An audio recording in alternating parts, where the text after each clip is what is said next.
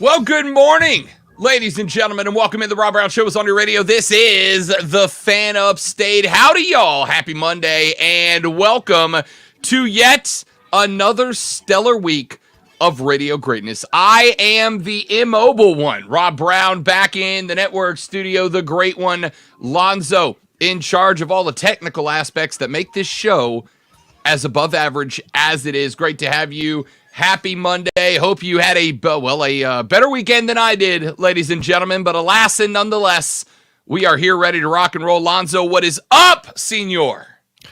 You use the word alas. Anytime that you start out with alas, it's not going to be good. Cannot wait for the story. We don't use nothing but them highfalutin big words around here, Lonzo. Alas. Ergo. Ergo. Oh. Ergo's my favorite. Ergo is one of my favorites. Ergo is underused. Like, don't say because, say ergo. It makes you sound smart. You know what I mean? I am broadcasting live from the Casa de Love today because your boy, is it fair to say I got wrecked this weekend? Like, I feel like there's connotations in that I don't intend. Suffice to say that a gentleman attempted to cross Wade Hampton in front of me, and neither of us made it. So the old rig is currently sitting on the back of a tow truck somewhere over the course of the weekend. It got towed away because the front end was pushed into itself. So Rob Brown's stuck at the house for a couple of days getting set up to talk to insurance adjusters and whatnot. Suffice to say, not the best weekend ever, ladies and gentlemen, but it was not going to deter your boy from being here on a Monday to talk some whatever the hell we want to talk about. Oh, by the way, happy birthday. Yeah, thanks. Appreciate that. Yesterday was the trip around the Sunday for one Rob Brown. And I will say I do have to say thank you because the lady friend did everything she could do to get me out of the funk. I had that car for about 160,000 miles. Phenomenal car. And it did its job because we hit hard. But was a little bummed out at the loss of the old vehicle, and more importantly, stressed by the reality of what the next 2 weeks to 6 months are going to be like for me. So the lady friend took me out yesterday. We went up to the Biltmore and had a couple of nice glasses of wine and listened to some music and unwound just a little bit. But I'm gonna say really good birthday in that regard. 38 started off, Lonzo, with a bang. Oh, literally. For some reason, I thought it was 39. Sorry for aging you another year, which yesterday might have helped to age you another year. I am curious, though, what is the jacket selection for the Biltmore? Because I've seen all the commercials, but I've never been before. I actually did not rock the sports coat yesterday to go up there. Had I, it would have likely been either the green velvet, or it would have. It's a little too early to break out the seersucker. Seersucker would be a good option a little bit later in the year. It would have been the green velvet, but decided yesterday instead to go with the soft pink linen overshirt over the baby blue matching undershirt. Blue jeans and the brown dress hiking boots to go to the Biltmore. Wait. So you can dress like that at the Biltmore? I didn't think you were. I thought there was a dress code or something. No, it turns out you're not required to wear a tuxedo. The times they are a changing. No formal wear required at the Biltmore. So I went with Rob Brown cash, right? Like the brown cash is the pink overshirt over the baby blue shirt. And I got to say, I look good. Like, I looked real good. Did you look 39 good? No, you looked 38 good. I looked 38 good. Exactly. Okay. All right. And rocked the blue matching glasses to be accessorized. Went with the solid white G-Force watch to pull the whole look together with the white shirt with the white stripes in the shirt. The blue Sambas, of course, matching the baby blue undershirt as well. Listen, it was a crap Saturday, but damn if I didn't step out Sunday looking like $1 million. So, did you look around and see how everybody else was dressed? Were they basically the same or not? Lonzo, I turned my nose up at the commoners. That's Okay. what I did. All right. That's not true. I'm not a jerk. No, man. Listen. I'm trying to gauge something here because I've always wanted to go, but I never felt like going and buying a new outfit to go. No, just wear your khakis. You'll be fine. Yeah. I do have to tell you this. I did think of the great one yesterday because we went up to the Biltmore. We hit the winery, and there was a table, 2 tables over at the winery of I'm assuming, mother and father, probably in their late 20s to early 30s, and their 3 children, Lonzo, at the winery, one of whom was about 4.5, 5 years old, ballparking it. Now, I'm going to give these young ones credit because they were very well behaved. They were quiet. They sat at the table. They were talking with each other. They were not yelling at each other. They were having respectable volume conversation. I appreciated the behavior of these kids. In fact, would have even go so far as to commend these kids and their parents for doing such an excellent job of not disturbing my day at the winery as a, adult. Until about 45 minutes into their experience, they handed the kid a tablet. And the kid began to watch a show which I now know, Lonzo, is called CoComelon. Are you aware of CoComelon? Yes. Well, I probably need to turn that on. I'm a bit. That's one. It's a big. I'm big into the CoComelon. She's gotten beyond that now, but for a little while, the granddaughter big into the CoComelon. So watched all the CoComelons. So, CoComelon, a show about, and again, the only reason I have any context clues at all, Lonzo, is because there was about a 4.5-year-old child watching CoComelon on a tablet at full rip volume in the winery. Full rip volume. Now, my question here, and the reason I thought about Lonzo is, Lonzo is a parent, although I suspect that tablets weren't really a thing, because I know the ages of your children when you were raising them, but you also are grandpas, though. And my question is, if you were to go out with the spawn of Reitzel, and sit at a table, and the little one, who, by the way, I have met multiple times, and is an absolute doll of a kid, a doll of a child. And I'm not saying that to blow smoke to Lonzo. Lonzo's kids are both great. I am friends with both of them off the air. And grandkid is an absolute doll.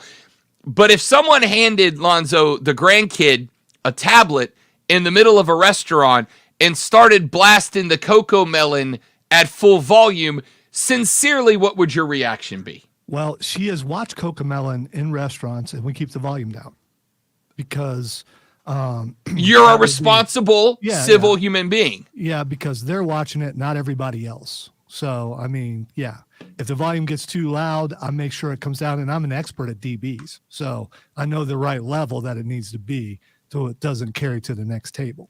Fair enough. I was blown away.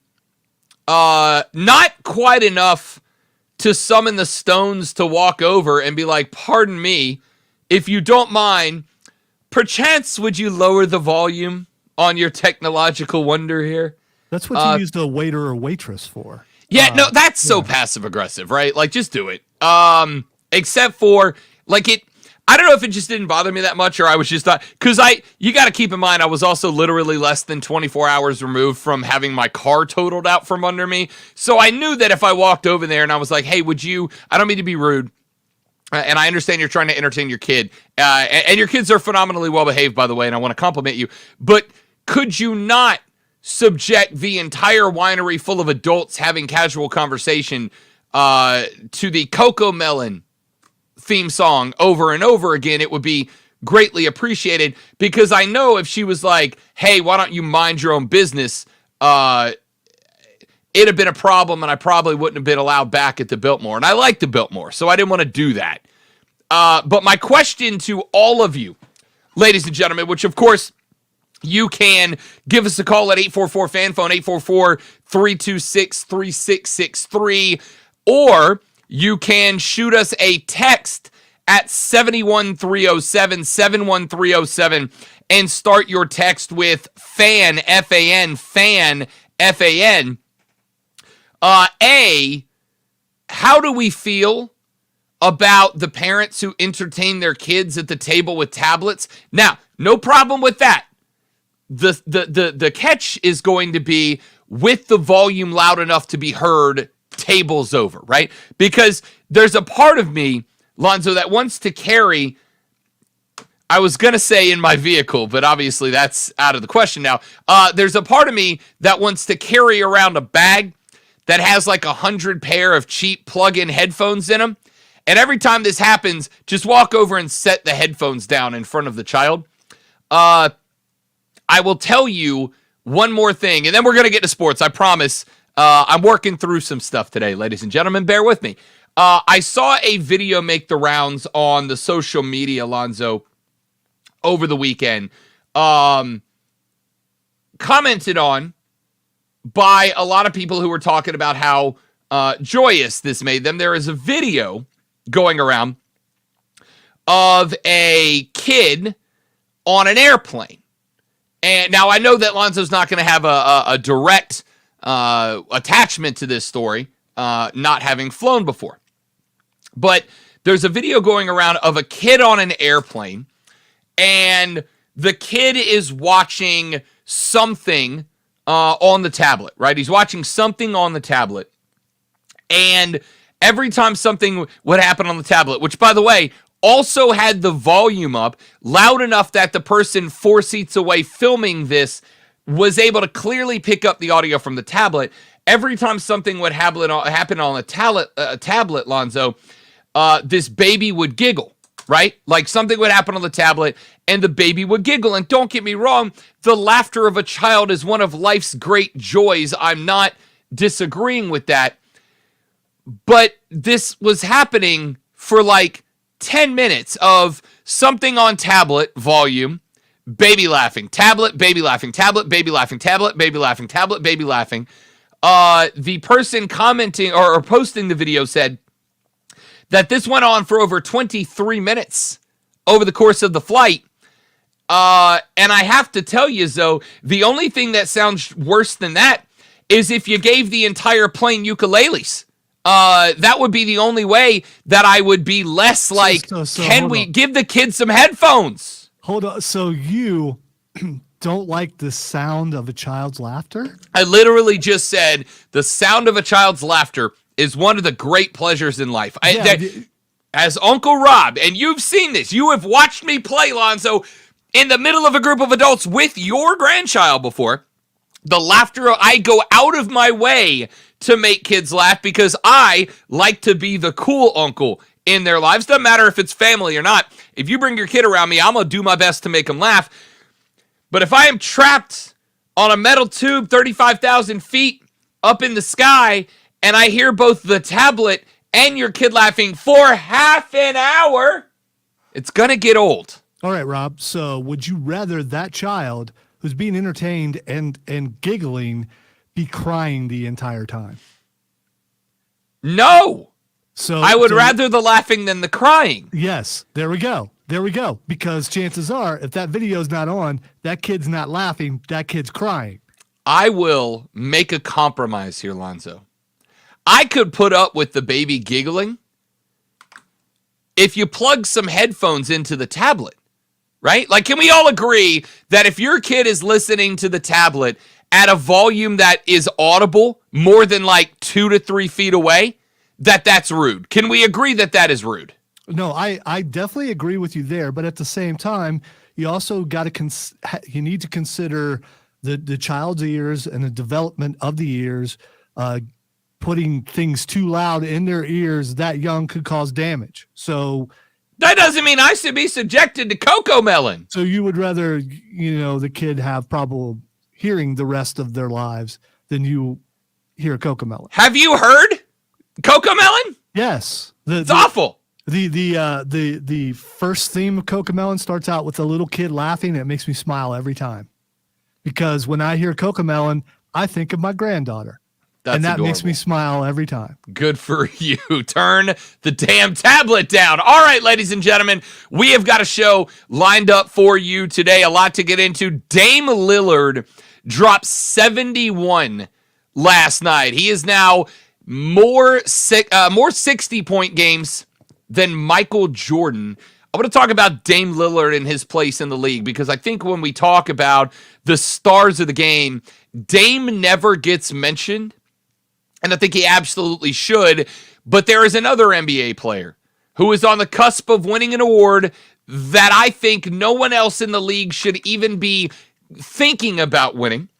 But there's talk that he won't win the award because he's already won it twice. And I think it's a garbage argument. We'll talk about that coming up later in the show. The Atlanta Braves began their spring training preseason games a couple of days ago, and the Braves became the first victim, the first team to eat an L because of a new rule. And it got me thinking that maybe some of these rules aren't quite what we hoped they would be when we put them into play. We'll talk about that coming up later on. Kyle Busch won this weekend, and I'm going to tell you right now, well, not right now, like in like a couple of segments, while if you are a bettor and a NASCAR viewer, Kyle Busch is the guy to stack some dimes on top of to win the NASCAR championship. I got that coming for you in just a little while, and a whole bunch of college football. Plus, coming up next, Lonzo pointed out that a major event is happening this week, and none of us have talked about it yet, which is shocking because it used to be one of the biggest events of the year. We'll talk about that coming up in a little while as well. The great one is in the network studio. I am Rob Brown in the Casa de Love. We are back after this on the Rob Brown Show and the Fan Upstate. This is WWE Intercontinental Champion, der Ringgeneral Gunther, and you're listening to the Rob Brown Show on the Fan Upstate. I watched SmackDown on Friday and immediately popped once again when Imperium made their way to the ring. I'm just now an Imperium guy. Yeah, me too. I hate that. I don't want to, but after talking, Team heels for life. yeah, once someone's in studio and they're really, really cool, that really makes you a fan. You can't help it. And he says my name on a liner that plays on our sister station. So, I mean, when he says he likes to slap me, every time I hear that liner, it's like, I hated it when it was written, but I'm good now.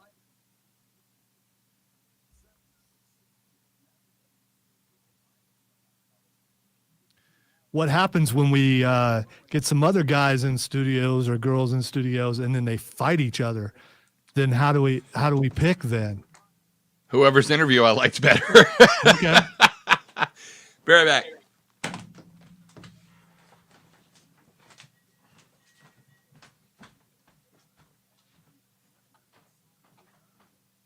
I am also going to step away for a moment because I must go down the hall. So stand by.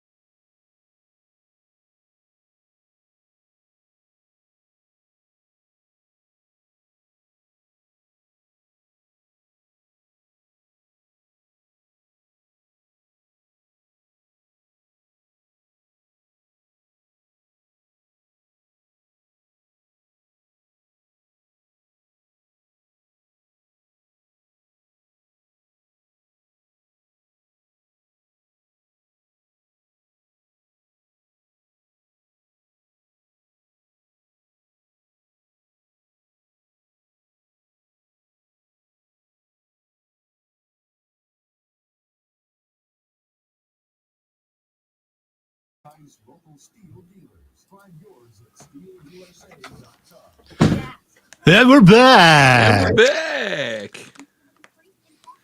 Who was the SNL character that did the really annoying FM radio DJ skits? Do you remember? Well, one of them, it was Batman. It was Batman. Will Arnett? No. The best Batman ever. Michael Keaton? No.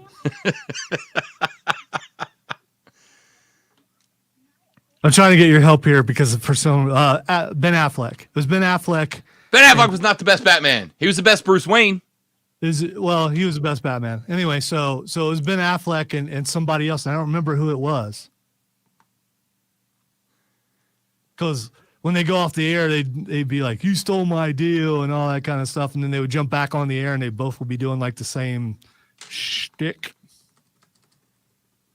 I don't remember who the other guy was, but I know Affleck was one of them. Sorry, the text line asked me, when is it appropriate to start wearing seersucker? And the answer is whenever it's warm outside, but you have to wear a jacket.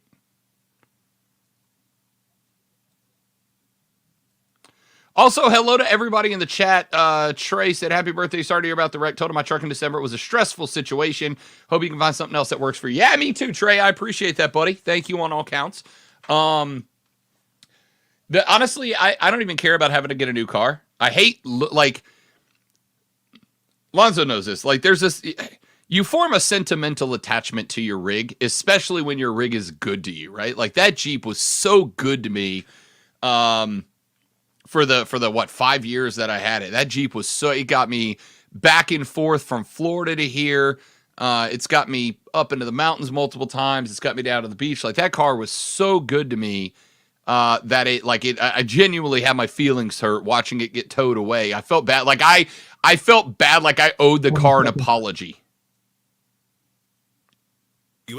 By the way, it was Jimmy Fallon with him. Jimmy Fallon, that makes sense. Upstate.com. And he probably laughed at himself. Real sports talk for real sports fans. The Rob Brown Show, now 9 to noon. The Fan. Upstate. The Rob Brown Show is on your radio, ladies and gentlemen. Rob and Lonzo with you. Boy, you guys had some thoughts on this tablet thing, didn't you? April just checked into the Facebook stream, which, by the way, the stream is up and live for you right now, despite the fact that I am not in the building. We're streaming anyway. Why? Because we love you, ladies and gentlemen, and it's what we do. And because, that's how we started. Correct. That is also true. Because it was during COVID, and this is how we started doing it. That's exactly right. As a matter of fact, that is 100% correct. When I was still working from home towards the end of lockdowns, and Lonzo moved on to this show, we started this show this way, doing the stream. So here we are once again. It's like getting the old band back together. Anyway, Facebook.com/TheFanUpstate. The Fan Upstate's YouTube channel is now available for you as well. So you can go to YouTube and search for The Fan Upstate and watch the stream there, or search The Rob Brown Show on Twitch. April just checked in on the stream and said, happy Monday, fellas. Rob, glad you and yours are all good. Concerning tablets at high volume, I hate it. As far as the winery, that may not even be the best choice. That may not be the best choice if even getting the tablet out is an option. Yeah, that's the other, and again, this is where I'm going to say some stuff that Lonzo is going to hold over my head for the rest of forever. But I feel like once you have kids, you do so with the recognition that hold on just a second. We're gonna have to comment on this. All right, this is twice that Fat Boy has jumped into the wrong stream. Next time he comes on, I'm putting him on. Next time he gets in, if I can get to that mouse fast enough, he's getting put on the stream. So is he doing it on purpose, or is he just he's just clicking. Yeah, he's just clicking. I feel like, ladies and gentlemen, once you have cheering, you must do so with the understanding that you don't get to do everything you want to do anymore. Right? Like, you don't get to do everything you want to do. And going to adult establishments whose only primary function is to provide booze to me with your children, if they are going to disrupt the atmosphere, is no longer on the table. Like, that is a sacrifice you make to be a parent. And if you're not ready to give up the wineries and the breweries, then maybe just hang off for a little while. You know what I mean? Like maybe just hang off until you are. Texter says, Rob, when is it appropriate to start wearing seersucker? Beginning of spring? Seersucker is late spring and into the summer, but effectively the rule is if it's too hot for a traditional blazer, but you still have to wear a jacket, seersucker is the way to go. So like the warm months, I would say probably late April is when you can start breaking out the seersucker, which by the way, I got to tell you, and I don't know why I didn't think about this till now. Lonzo, you would look damn good in a seersucker jacket. You would pull off the Southern gentleman in a seersucker jacket so well. What kind of tie am I wearing? I think you're the type of dude that goes seersucker but no tie. Like Okay. seersucker white t-shirt. No, you would pull off the no tie exceptionally well. I don't disagree because where I don't dress up, then when I do, it's a shock to everyone's system. So yeah. That is true. Lonzo rolled up into the building as a result of a Boo Box bet with the man bun and a suit. And it was like, damn, you look good, dude. Like, he thought I was being sarcastic. No, he just pulled it off. Lonzo and seersucker might just bring down the entire hierarchy of male attractiveness. Like, we would all get knocked down a peg by Zoe and seersucker. So as to not do that, you don't have to worry about it because I don't want to hurt everybody. Let's see here. Texture says, Rob, parents rank up there with cyclists as the most entitled people on the planet. Nobody wants to listen to whatever your kid is watching, and nobody wants to be stuck behind you on the road because you decided to put on a spandex onesie and play in traffic. I think that's going a little too far. I do. I actually don't. They're two totally different things for sure. No, they're not. They're not. They're the same thing. If you choose to have a child, you should never go anywhere until they're like 10. Nope. If you choose to have a child, you lose the right. Chuck E. Cheese.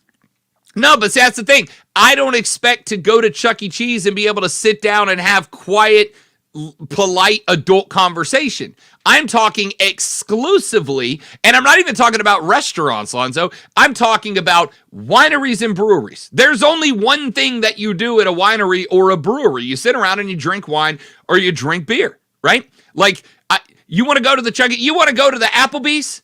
You want to go to the Chili's and get your skillet queso? I got no problem with that. I don't expect a nice, quiet, polite adult conversation at the Chili's.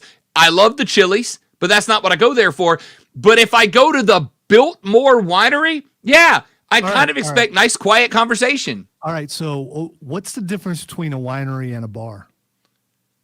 A bar traditionally is going to serve all the types of alcohol. They're going to have everything. A bar, not always, but traditionally is going to have some sort of food offering.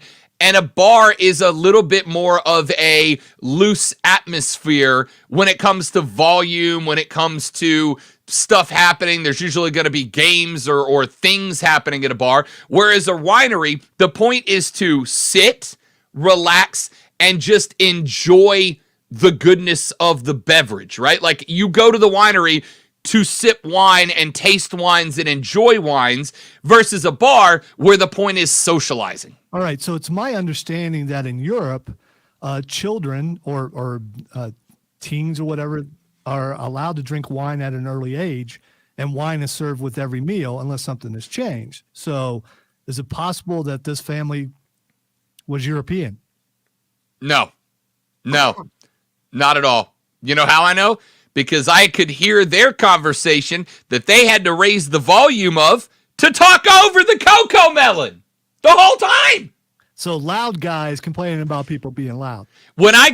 Lonzo, when I go to a winery with a lady friend and she and I are sitting there and having a glass of wine and enjoying our conversation and talking about our work week and talking about insurance adjusters and how Rob's going to get a new car, Rob doesn't have to be the loud guy. I can just have a regular conversation. It's just that I choose not to when I'm not doing that. Ain't nobody out there believe that you're quiet somewhere. I just did it. Yeah, I know, and usually it's only when we're trying not to let everyone in the building know what we're talking about that you're that quiet. That is also correct. But I've never been in a public place with you where you were. And granted, everywhere I've been with you has been a loud spot. So if you and I went to a place and had the conversations that you and I don't want other people to hear, then you would get Quiet Rob. Quiet Rob does exist. He just doesn't make appearances very often, is all also I'm saying. known as almost NPR Rob. Kevin said, good morning, Rob and Lonzo. How do you always come up with conversations that pull me in? I was totally going to ignore y'all today, but I bet Rob is way more irritating than any kid in any brewery or winery. Oh, I see this. Kevin's decided to go full heel today. I respect that, Kev. I really do. No, listen. If you take Rob to a bar, you're going to get a bit of elevated volume, but I'm also conscious and aware of the people around me. And if I get to the point where I recognize that my volume is taking away from their enjoyment of the establishment, then I will STFU, no problem. That kid was not turning down Cocomelon. How will you be made aware? Social awareness, Lonzo. Really? Like, social cues, right? Like if you look around and every time you look around, you catch the table next to you giving you like the bug eyes, like, oh my God, dude, you're so loud. Social awareness says, oh, there's a reason for that. So social awareness, like SEC lady coming over and saying that your volume is bleeding. I was working. I was on the clock, man. That's different. I get paid not to control my volume when I'm on the clock. Every job I have is getting paid not to control my volume on the clock. I'm going really nerd here, but you have like Black Canary type volumes, maybe Black Bolt, who, when he should not speak, or there's a bubble of sound around you. Absolutely, there is. I'd be offended, but it's true. April said people need to read the room. Yeah, that's what I'm saying. I learned how to read the room. Texter says, Rob, I usually don't mind my children being a little rambunctious at a restaurant, but Friday I was over the edge with an over-the-top child while we were at the bar eating at my favorite pizza place. That's from Cocky for a reason. Okay, I do have one more rule. If there is a restaurant/bar, like a restaurant with a bar in it, right? Do not sit your kids at the bar. That is the only place that is adults only. The bar is for grown-ups. You take your kid to a table. I don't mind your kids being kids either, right? Like if I'm sitting at the table having dinner and your kid laughs or your kid's like, playing a game with his sibling or whatever, that's fine, man. That's fine. I'm good with that. I don't care about that. But if your kid is running circles around the restaurant and you're just like, isn't he adorable? No, he's not adorable. He's annoying. All right. And if your kid is blasting the Cocomelon at full volume, that's annoying. That's not adorable. It's obnoxious. Stop it. Just be better. You are so lucky because of our stream situation that I cannot play the Cocomelon theme. If you were in studio, you would be getting that coming in and out of every break. But I can't do it now because it'll get us flagged. You got us kicked off for soccer. I'm not getting us kicked off for Cocomelon. Texter says, Rob, okay, this is not me. I'm reading a text before anybody tries to pin this on me.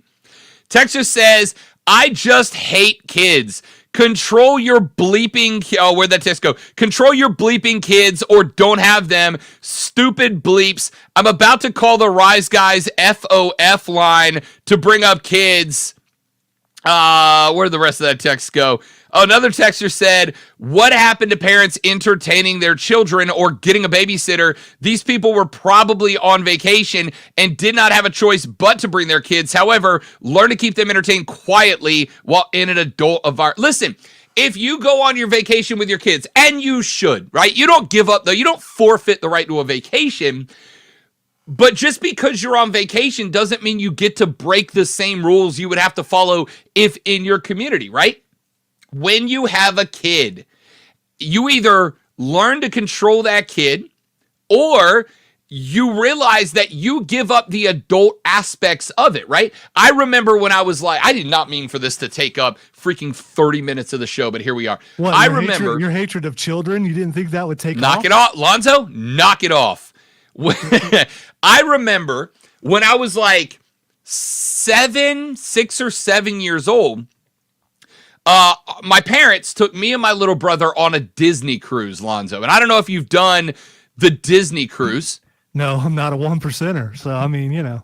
They're nice. The Disney cruises are nice. So we did a Disney cruise. And I remember a point in time where Bob and Rhonda, the parental units, would send me and the little brother off on what they called a Disney daytime adventure. And we would like go to this big room on the boat and the Disney characters are there. And we would do like art and science experiments and stuff within this thing. And I thought, this is the greatest vacation ever, right? Like I'm hanging out with Goofy and Mickey and we're doing like science and stuff. This is amazing. And then I became an adult and I realized, no. That wasn't about let's enrich the vacation of Rob and Sean of the kids. That was let's cram these kids into a daycare for a couple of hours so Bob and Rhonda could go have a drink on the beach and be grown-ups. And that, ladies and gentlemen, is how it's done. That's how you do it. They gave us a place to go yell and scream and run around and be cheering so that they could do the adult stuff. But if you don't have that option, that doesn't mean you get to just bring your kids to yell and scream and go bananas when the adults are doing adult stuff, right? If we're at a bowling alley and you bring your kids, let them go bananas. That's what bowling alleys are for. No problem. But if you bring them into a winery, no, that's not a place meant for that. Stop. Just stop. Kevin says, tell that bleep hole texter he was a bleeping kid himself one time. I am aware of that. We were all kids. What again, makes you for sure believe that was a guy who texted that? We don't know. Because I am willing to make that assumption, though I do not have the evidence to back it up. That's a fair point. And if that is a young lady saying that, power to the people. I'm just going to say that I was a kid. And now I'm not a kid anymore, and I want to do adult things not around your... Now, again, Uncle Rob likes to be the favorite. My goal when I hang out with people's kids is to make that kid like me more than their parents. I do it all the time. It's my favorite thing. But not at a winery, dude. Just not at a winery. Learn to entertain your kids, man. Just entertain your kids, all right? Texas said, everyone asks, oh, you don't want to have kids? Of course not. I'm going to stack as much money as I can and do whatever the hell I want. See? That guy gets it. Yeah. Again, you're assuming it's a guy. It's I think it's a troll job. I think the person who's saying all that actually has 5 kids and hasn't been out of the house in like 3 years. All right. 844-FAN phone, 844-FANFO, 844-326-3663. Text your thoughts to 71307, 71307. That texter, by the way, says, I am a male. Well, I'm not going to read the second half of that text, but let's just say he is, he just said he's not afraid to help you parent your kids at the bar if you're unwilling to do so. All right, let's take a break. When we come back, I am finishing this hour with sports. As much as I could do a full 3 hours on this topic, no doubt about it. Let's talk sports when we come back. When we come back here in just a minute from right now, Lonzo pointed out to me before the show started that there is an event going on this week that used to be one of the highlights of the sports calendar. And the last maybe year or two, it's really kind of fallen out of favor with us, the public. Let's see, ladies and gentlemen, if we can figure out why. We'll do that when we come back. I'm Rob. He's Alonzo. You're listening to The Rob Brown Show. You're listening to The Fan Upstate. Hey, Greenville, Spartanburg. It's March Madness. Catch March Madness.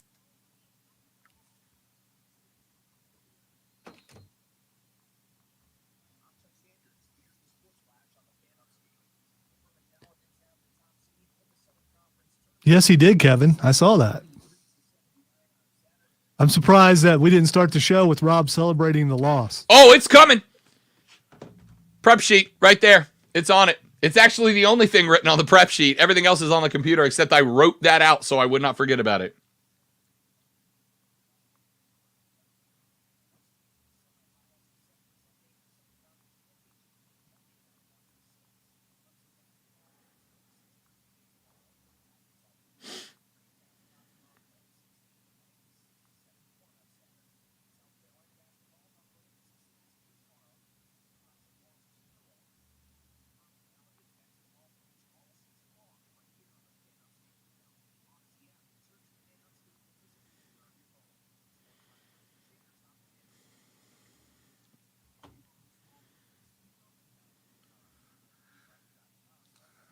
We just had a visit from the boss during the last segment, so making sure everything's good.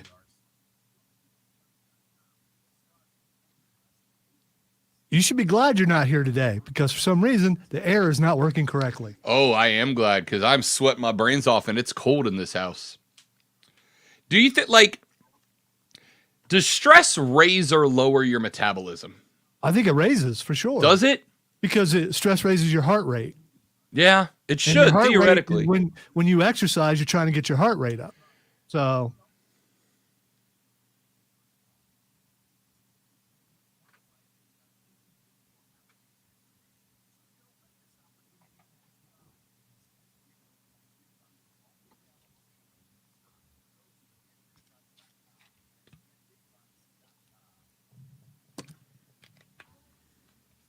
I'm going to walk over there and hit that thermostat with a hammer. As your attorney, don't advise that.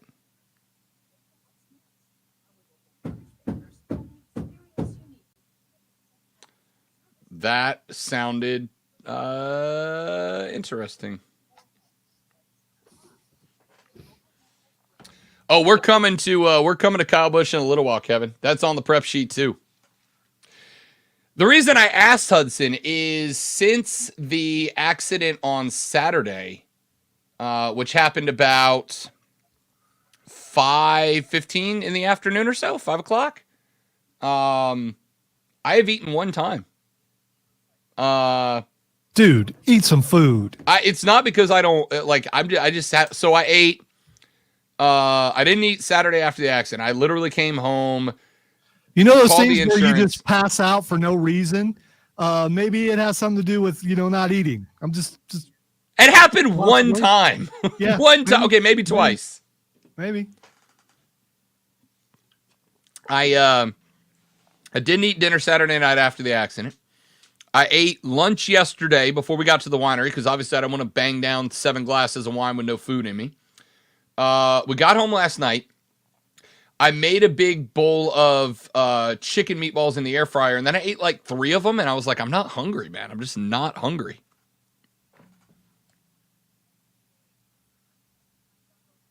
That sounds like something you need to get checked out. Or it's more proof that you're actually a robot. I mean, that could be part of it.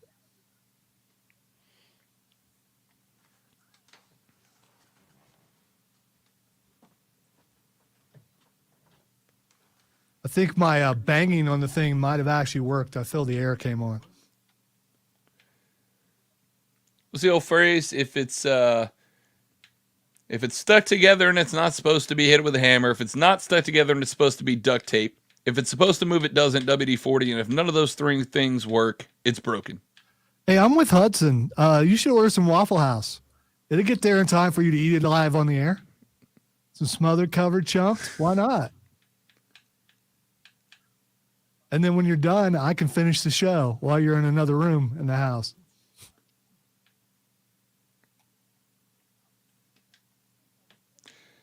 There's a movie on called The Dead Don't Die. Like, they're already dead though, so they already died.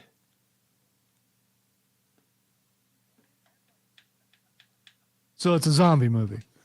I'm assuming so. Could be a ghost movie. Oh. Upstate. 97.7 FM Greenville. 97.1 FM Spartanburg. Always live on the free Odyssey app. CBS Sports Radio. Always streaming wherever you are on the Odyssey app. Make the Fan Upstate a favorite.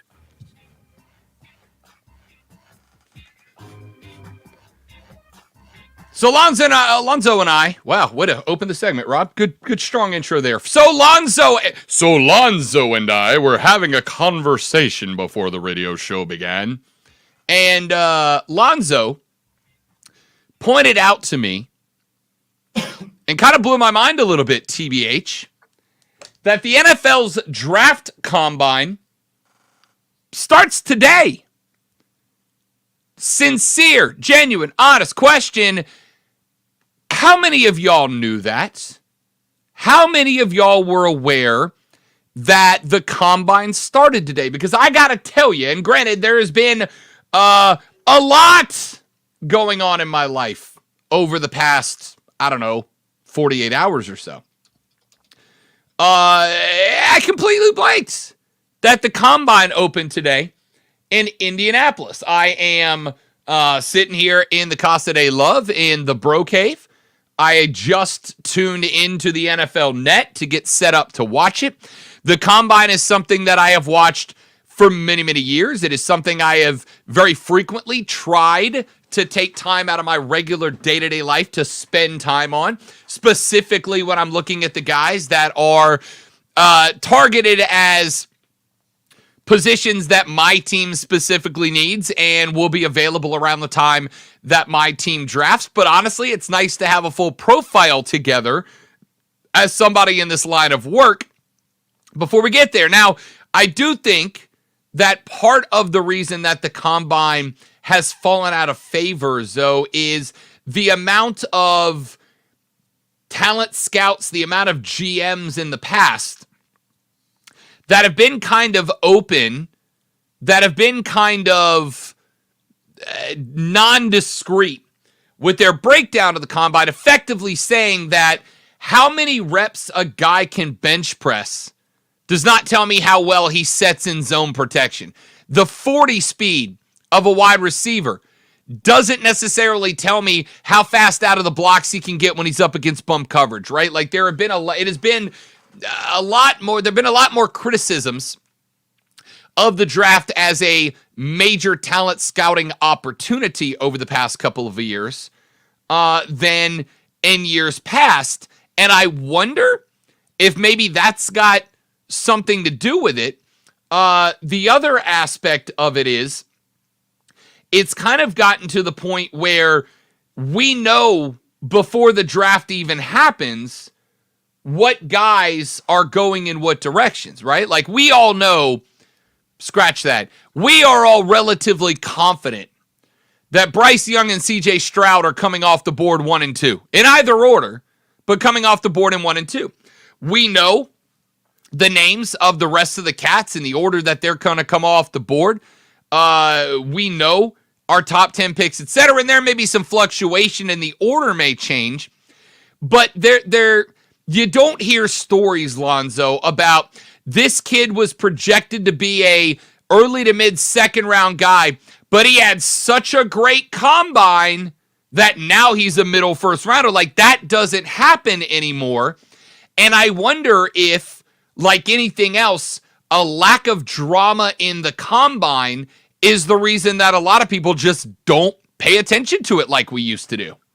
I think that's part of it. I think another part of it, there's been a lot of talk about getting rid of it altogether and just doing pro days because a lot of these guys would rather do pro days. I think you show more by going to the combine if you're a quarterback or someone like that because you get to work with different receivers, see how you adjust to having new guys around because when they go to the NFL, they're not going to, chances are, they're not going to be throwing to the guy that they've been throwing to for the last 4 or 5 years or however many years it's been. But I think you can hurt yourself by going there and doing poorly. Yeah, and again, I think that's part of it. Like we see a lot of guys that show up and don't do the full combine, right? Like you told me earlier, Bryce Young's announced that he's not going to throw at the combine.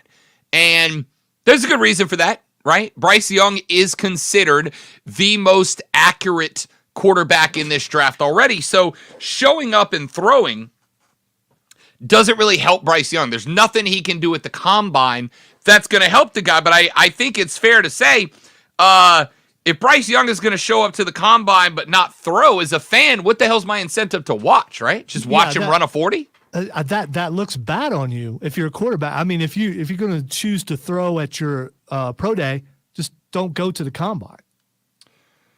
Yeah, I mean, I get the premise. I don't. The other reason why you go to the combine is the stuff that we don't see, the interactions that the scouts get to have, and all those kind of guys get to have with the players themselves, and maybe you can gauge a little bit more by seeing how they interact with other guys and that kind of stuff. more so than what you could when you get them in that interview process and things like that. Oh, yeah, for sure. Listen, I think the behind-the-scenes stuff, honestly, is probably more important than the stuff that happens in front of the camera. I absolutely think that the sit-down interviews with teams has a much larger impact on who gets drafted where than 40 times, right? I think that the little pop quizzes, the little tests that they give these kids has a bigger influence on where they get drafted than how many reps they throw up on the 225-pound bench press. I do, but looking at it from that perspective, which I entirely agree with, Lonzo, none of that's on camera. None of that's for us as fan consumption, right? Like, I cannot tell you how quickly I would tune in, and they'll never do this, right? Because I honestly think this would be something that if a player failed at it would be more humiliating than if they don't set the bench press record for the draft at their position. I cannot tell you how quickly I would tune in if one of the things they put on television was they put all the kids in the room to take one of these team tests, and then they put the test up on the screen for us to take it home as well, right? Like, I would be all over that. I would have a ball with that, but it probably doesn't translate to great television. So all we have is the physical aspects. You have a lot of guys that do not partake in a lot of the physical aspects of it. And the NFL draft has gone from a calendar mark day for us, right? Like, we used to circle combine start day in red on the calendar, and now here we are, day one of the combine, and ain't a one of y'all texted, called, emailed me, or tweeted me asking me questions about the combine. Well, by the way, they're there, but they're not good. We won't see anything till Thursday. So we still got a couple of days for this to kind of heat up. I did see on the schedule, and I just took it down, that the linemen and running backs are on the last day. I thought that was usually DBs. So on Sunday, you can see linemen and running backs. I kind of want to see that. I like watching the linemen try to do things that they'll never have to do in a game. Them sturdy fellas. Exactly.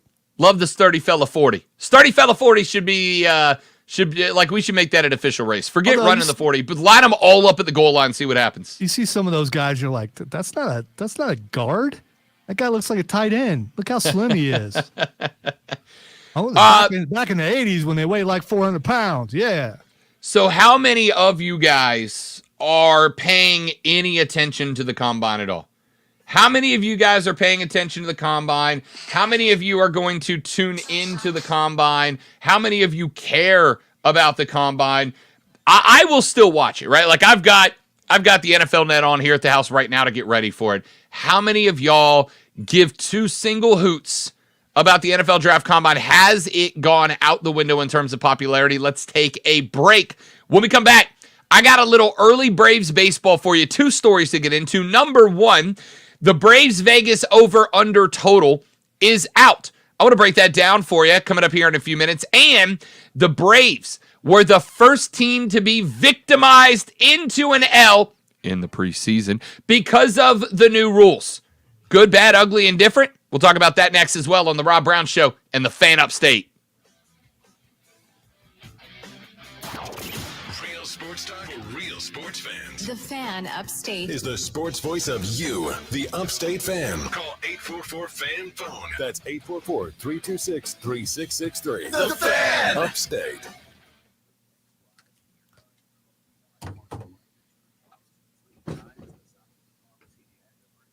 Got to get used to pushing all the extra buttons again.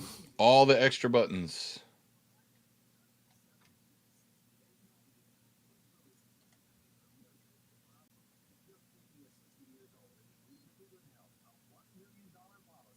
I'm sorry you can't hear the Big Lou commercial because I know how much you love that. He needs meds too. He does.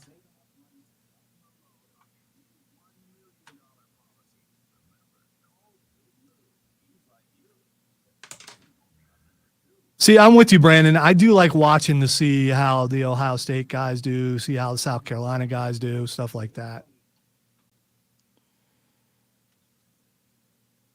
And see oh crap, I didn't know that he was a senior and not on the team anymore. Who doesn't want to watch Run, Rich, Run? I mean, that's the highlight of the draft now, isn't it? The Rich Eisen 40. Especially when Dion runs backwards next to him. That was And still hilarious wins. when that happened. Yeah. With bad feet and all. Be right back.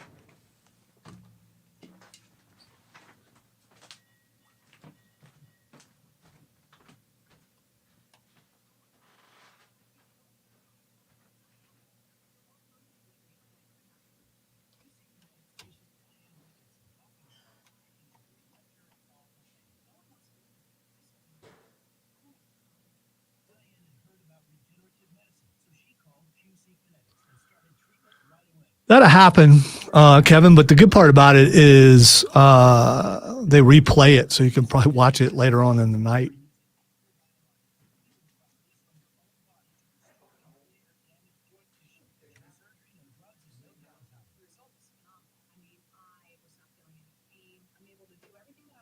If you have pain from arthritis or injury, this may be the solution you're looking for. Call QC Kinetics now for a free consultation. It was a game changer. Call QC Kinetics. 864-448-3772. That's 864-448-3772. 864-448-3772. Without the ones like you. Yeah, Rob's flaunting the hat collection. I mean, not everyone can pull that off. Yeah, I got a good hack. It wraps down this wall all the way to this corner of the room too, and I've got like 6 more I gotta hang. Got my new box of hooks to put up a few more. And he will like pull a hat off and wear it. It's not. Oh yeah, just for they show. all get worn. I got hats for every color, match every pair of shoes. I do have a couple of old hats that I don't really wear that much anymore. I got a couple of hats novelty. Like I got a Red Sox hat that I never wear, but I got it at Fenway Park. So it was really just a souvenir. But the Beantown hat's right there. The Spartanburgers hat's right there. My Dollywood hat, that gets rocked. The Dollywood cap gets rocked a lot. Got the Burns Rebels cap. And then all my golf hats are from this wall over. Actually, I lied to you. I said it comes this wall. It's that wall, this wall, and the wall in front of me all the way around the room. What happens if you run out of wall? I'm just about out of wall. Once I get to, I think I can hang like 4 more, and then I gotta start making some aesthetic decisions. I do have, like up here atop my over the window, I've got some room, but I have my shot ski hanger up there, so I got to take the shot ski down to hang more hats up there.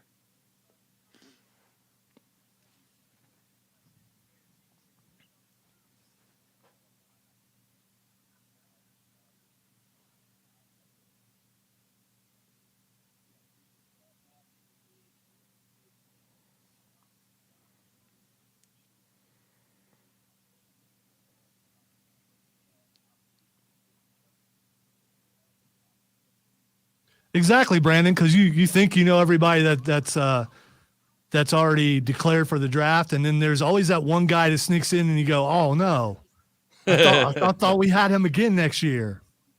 And then it's like, oh, I hope he goes to Kansas City or he goes to Carolina or whatever team you pull for. But you're still kind of sad for your college team.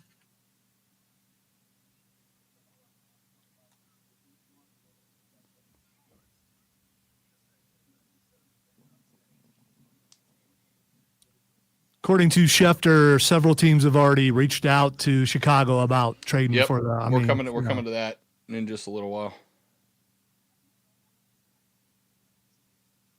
The official sports voice of you, the Upstate Fan. CBS Sports Radio. Always live on the free Odyssey app. Man, check this out. You're on I have to take it out for a second. I was just thinking about something. The WWE stuff. Don't want to get flagged. Oh. The Fan Upstate.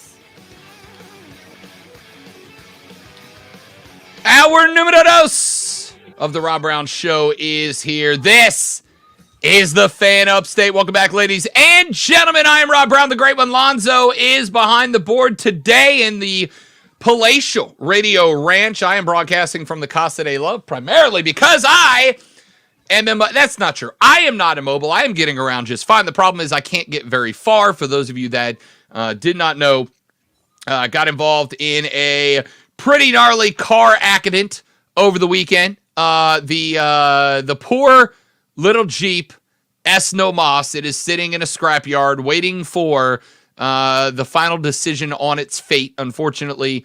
So your boy is at the house today, may or may not be here for a couple of days moving forward, but alas, the show rolls on. Ladies and gentlemen, the stream is still up and live at facebook.com/thefanupstate, twitter.com/thefanupstate, and now on YouTube at the Fan Upstate as well, which you should go to the YouTube page and subscribe, because not only is the show live, but both local shows will be popping up some content on the YouTube page moving forward as well. So make sure you subscribe to the YouTube station. Go to YouTube, search for the Fan Upstate, hit subscribe. You can watch all 3 hours every day live and get some behind the scenes material moving forward as well. You know, Rob, this would be a perfect opportunity for an enterprising salesperson downstairs to who has a prospective car dealership that would like to come on the Fan Upstate, because they could have Rob Brown drive around one of their cars right now. Ladies and gentlemen, the official dealership of Rob being at work. It's a pretty catchy tag. It really is, ladies and gentlemen. It really is. No, I will let you guys know what happens next in the saga of the lost vehicle, ladies and gentlemen. But I'm here. I'm rolling. Play like a champion today. Slap the sign. We still got a show to do. We still got work to do. So let us get into it, ladies and gentlemen. Let me start with this. Baseball has thrown its new rules into place. And in fact, they have been giving them the old testing during spring training. Well, the Atlanta Braves took on the Boston Red Sox in their opening spring game. The Braves were down by 3 runs going into the bottom of the 9th. It was 6-3, and the Bravos put up 3 runs to go level at 6 runs apiece. And not only that, but had the bases loaded with 2 outs. Cal Conley stepped into the box, a 4th-round draft pick in 2021, a non-roster invitee to camp, had an opportunity to get something done. By the way, my man Zach just showed up in the stream, and I try not to interrupt my segments, train wreck my segments by reading y'all's comments while I'm in the midst of a topic, but yeah, that's my job, but right. Zach took care of it for us. Zach showed up and said, "I'm glad you're okay, Rob. Sorry the accident did that to your face, bro." Cool. Thanks, Zach. Love you too, buddy. Love you too. Cal Conley stepped into the box. Full count. 2 outs. Bases loaded. Bottom of the 9th. Any hit brings in the winning run. So would a walk. So would an HBP.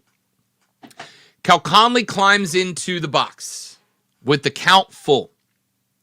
And with 8 seconds left on the pitch clock, Cal Conley looked down at his shoes to get scraped into the box where he wanted to be. Well, one of the aspects of the new rule is that the batter must be looking and engaged with the pitcher when the pitch clock hits 8 seconds, right? The batter must be prepared to receive the pitch as the pitcher is ready to deliver it. The batter, Cal Conley, was not looking at the pitcher when the 8 seconds were left on the pitch clock, and thus a violation of the new rule was put in place. The result of that new rule is a strike. In this case, strike 3. And Cal Conley was sat down in the bottom of the 9th with 2 outs, which meant, for those of you keeping score in the Rob Brown Show home edition, that the game was over. A pitch clock violation by the batter resulted in the 3rd strike, which resulted in the 3rd out, which resulted in the end of that game at 6-6. Now, we did not go Excuse me. I don't even know if we went extra innings or not because I was working, so I did not get a chance to watch this spring game. But I do know that had this been a real game and had the score been 6-5 instead of tied up at 6-6, the game would have been over and the Bo Sox would have walked out there with a win, the final play being a batter pitch clock violation. Let me just say, Zoe, that I'm actually fine with, I think, all of the new rules, right? I'm fine with the larger bases. The front edge of the base is still set at the same distance that it was previously, right? It is still 90 feet from home plate to base, and from base to base. I got no problem with bigger bases. Frankly, it doesn't impact the game at all, in my opinion. I got no problem with the pitch clock at all. I think we probably need to fine-tune it a little bit as we go on, but I don't really have a big problem with the pitch clock. Because as James just popped into the stream and said, I'm all for games not taking 6 hours. Now, if I go to a baseball game, I'm fine with that game lasting 6 hours because I'm at the game. That's what I want to do today. But if I'm sitting at home and it's Wednesday at 7 p.m. when the Braves go first pitch, yeah, I don't want to be up till 10:30, 11 o'clock watching the game. Let's get it in by 2.5 to 3 hours and call it a day.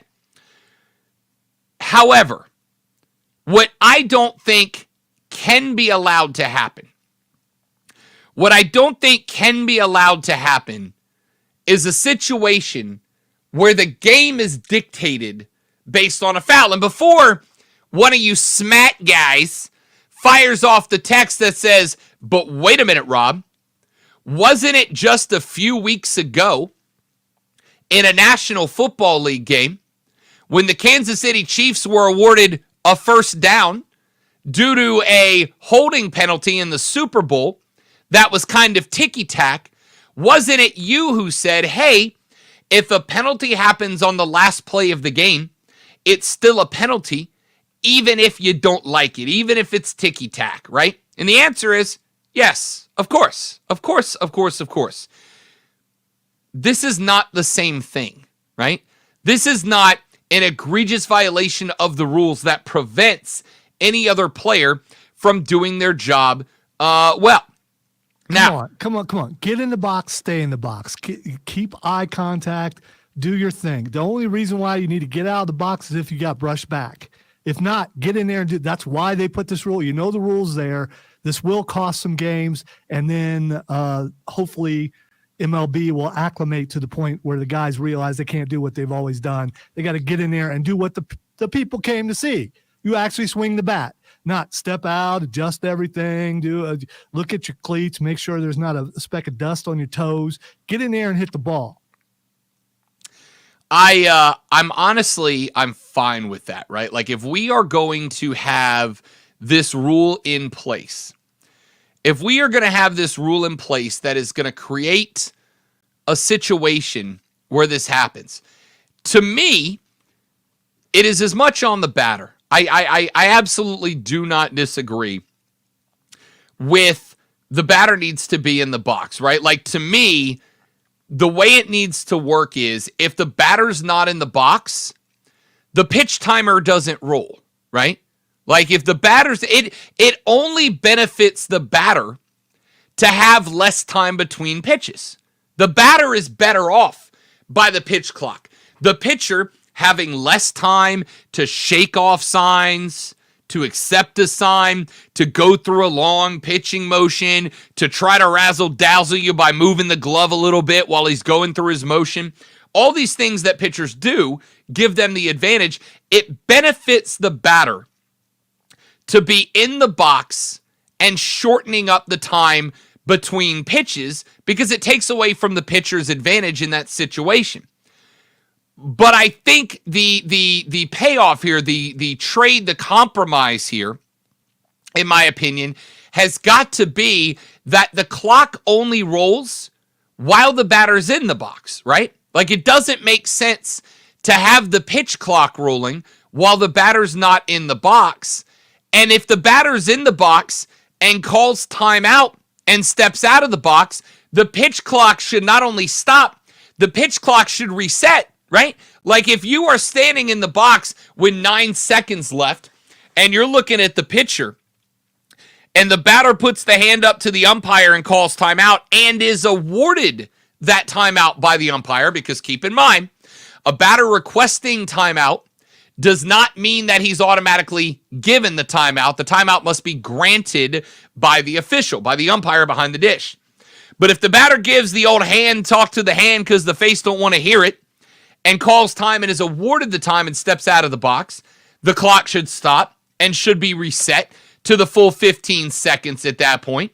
If the batter is in the box, then I frankly don't care where he is looking, right? Like once you're in the box, at that point, it is your responsibility to be prepared for the pitch. If you step into the box and that's where you use the bat to ding the dirt off the spikes or to situate your elbow protector pad or to pull the helmet down, if you do all that inside of the box, dude, you're on that time. You are on the clock. As soon as the batter steps into the box, the pitcher should be able to rock and fire immediately. I am fine with the 15-second pitch clock. I don't need these 35, 45, 50-second duels between the pitcher and the batter to see who can outpatient each other before the pitch is thrown. But this kind of stuff can't happen. And again, so I think it's great that this happened. Not because the Braves lost. It's a spring game. I don't care. But these are the types of things that we need to get the kinks ironed out, right? Like this is the time to figure out what the wrinkles are, to figure out where the problems are, to get them ironed out. Because what I don't want is on March, 12th or whatever opening day is, 15th, April 1st, whatever opening date is, I'm not sure off the top of my head. What I don't need is on opening day to be in a situation where it's Braves-Mets in a divisional game, in a division where the race to 97 might be the race to a divisional crown, and have a team lose a divisional game because a batter is in the box but his head's looking down at the dish instead of at the pitcher with 8 seconds left. That's where you're going to end up creating havoc with these new rules. Let's take this, analyze it, figure out what the solution is, and have it streamlined by the time we go first pitch on opening day. Well, here's the thing. So if you saw that, I think that was great that happened. Now the rest of the MLB can look and go, okay, on March 30th, when this whole thing tips off, kicks off, whatever it is, on opening day, when the first pitch is thrown, if you get in the box, you stay in the box. You look away, that's on you. Adjust to the rule, get good at the rule. I hope this rule never goes away, because if it actually does speed up the game, then you're going to get more people watching. Because nothing makes me more angry, whether it's T-ball, softball, baseball, than someone taking forever between pitches. So annoying.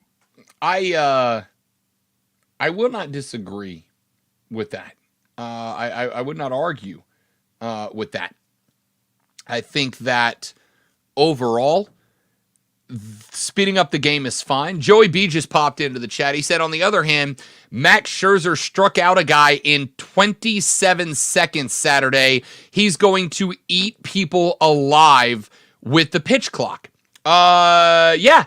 Listen, just like any other change in the rules, there are going to be guys that this treats exceptionally well. And there are going to be guys that get hammered by this rule, right? Like I'm interested to see Kenley Jensen, right? Former Braves closer, pitched with the Dodgers as well. Jensen's a guy that because of his pitch motion, he's the one that had that real weird hip twist that he would do, right? Gets into the stretch, sets up, does the weird hip twist, and then takes another 2 or 3. That guy's got such a long delivery that I can't imagine this rule is going to go great for him.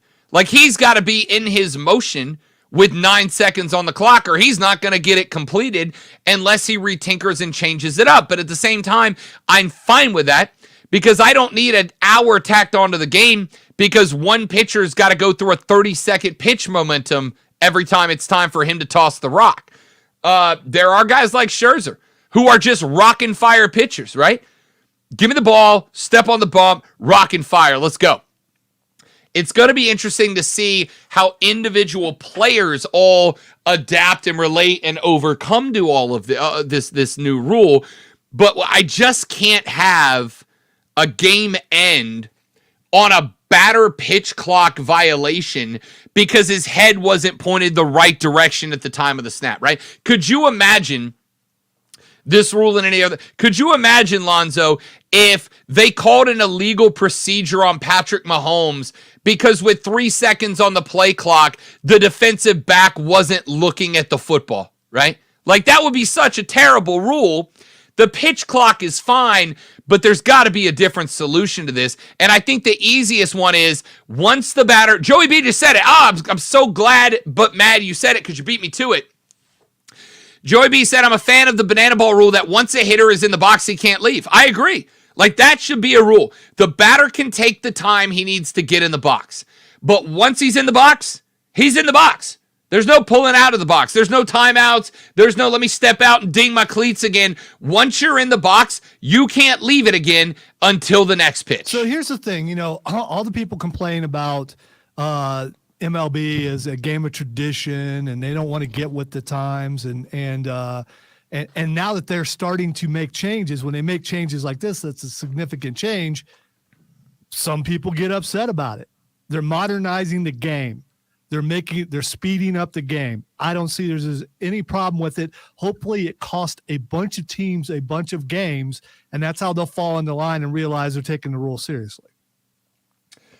See, they have 182 games or something like that. You lose a couple games because of that, you're gonna fall in the line. You're gonna start realizing they're enforcing the rule. If they enforce the rule down the line for every game. See, and listen, I'm not arguing or disagreeing with that at all. I understand that standpoint, that philosophy. I just can't have a game end that way because of that situation, because a batter's not looking at the pitcher with that's like it's an arbitrary random spot to pick to be a hill to die on, right? I think it's very easily solved, and I think it's very easily solved by once you're in the box, you're in the box, right? You can look wherever the hell you want to look. If you're a batter, I would advise you to be looking at the pitcher because of the whole, he's going to throw the pitch thing. Like, it doesn't really make sense.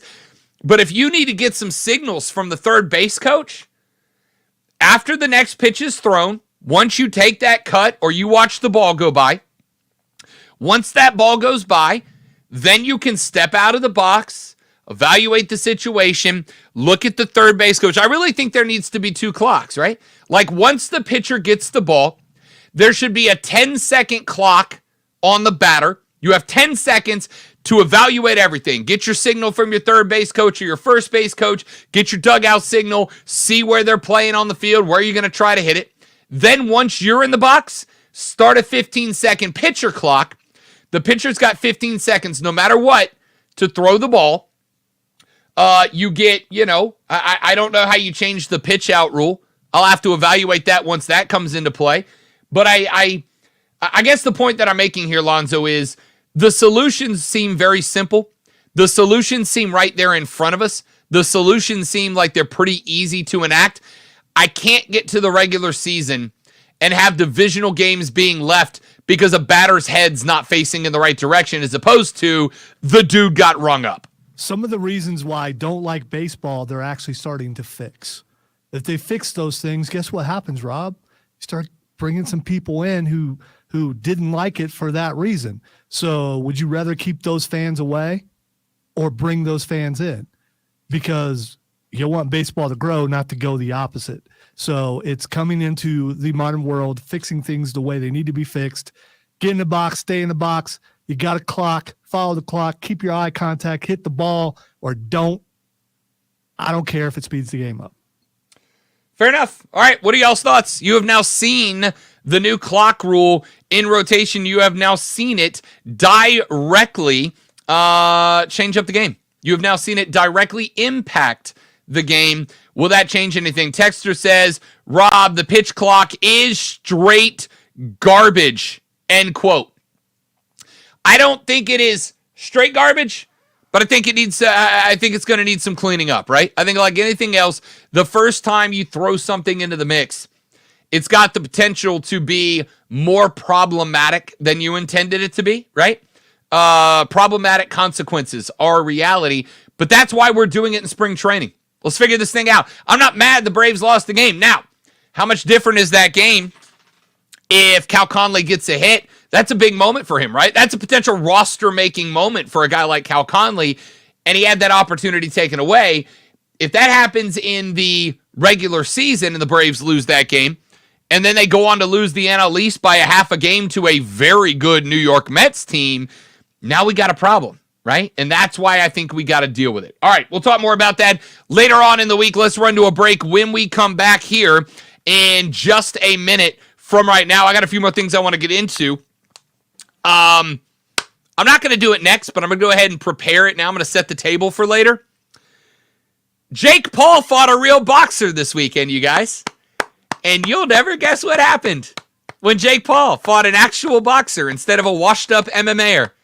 But I'll tell you, because that's the kind of guy I am on the Rob Brown Show and the Fan Upstate.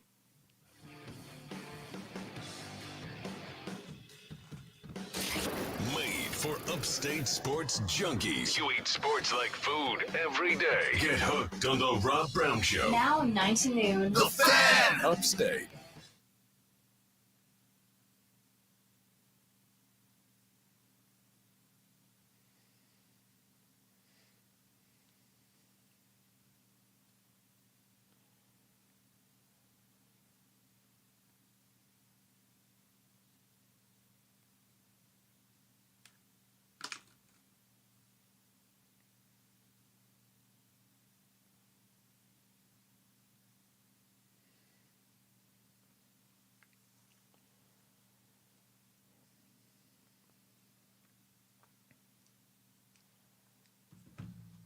All right, stream, be back in just a minute. Don't go nowhere.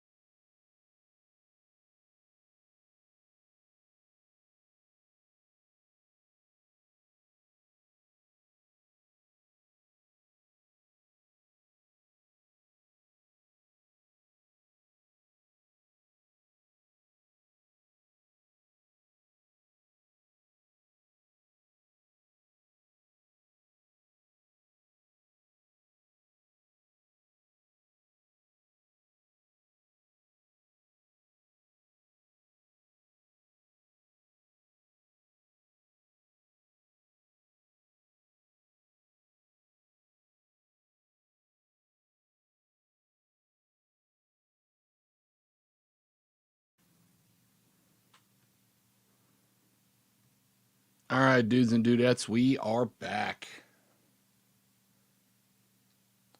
His get back coach. Luke, what's up, buddy? Welcome in. James, good to see you, buddy. Appreciate you coming by as always. Thank you very much.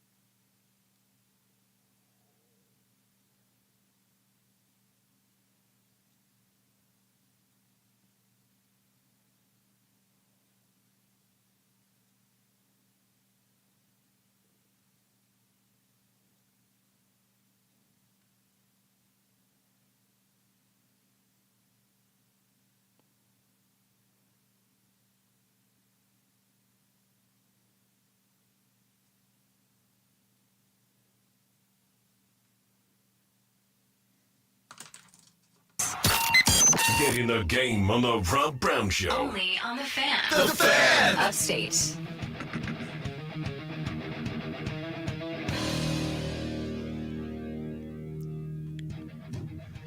Question for you here, Lonzo. If a guy wins an MVP award, pick your professional league of choice.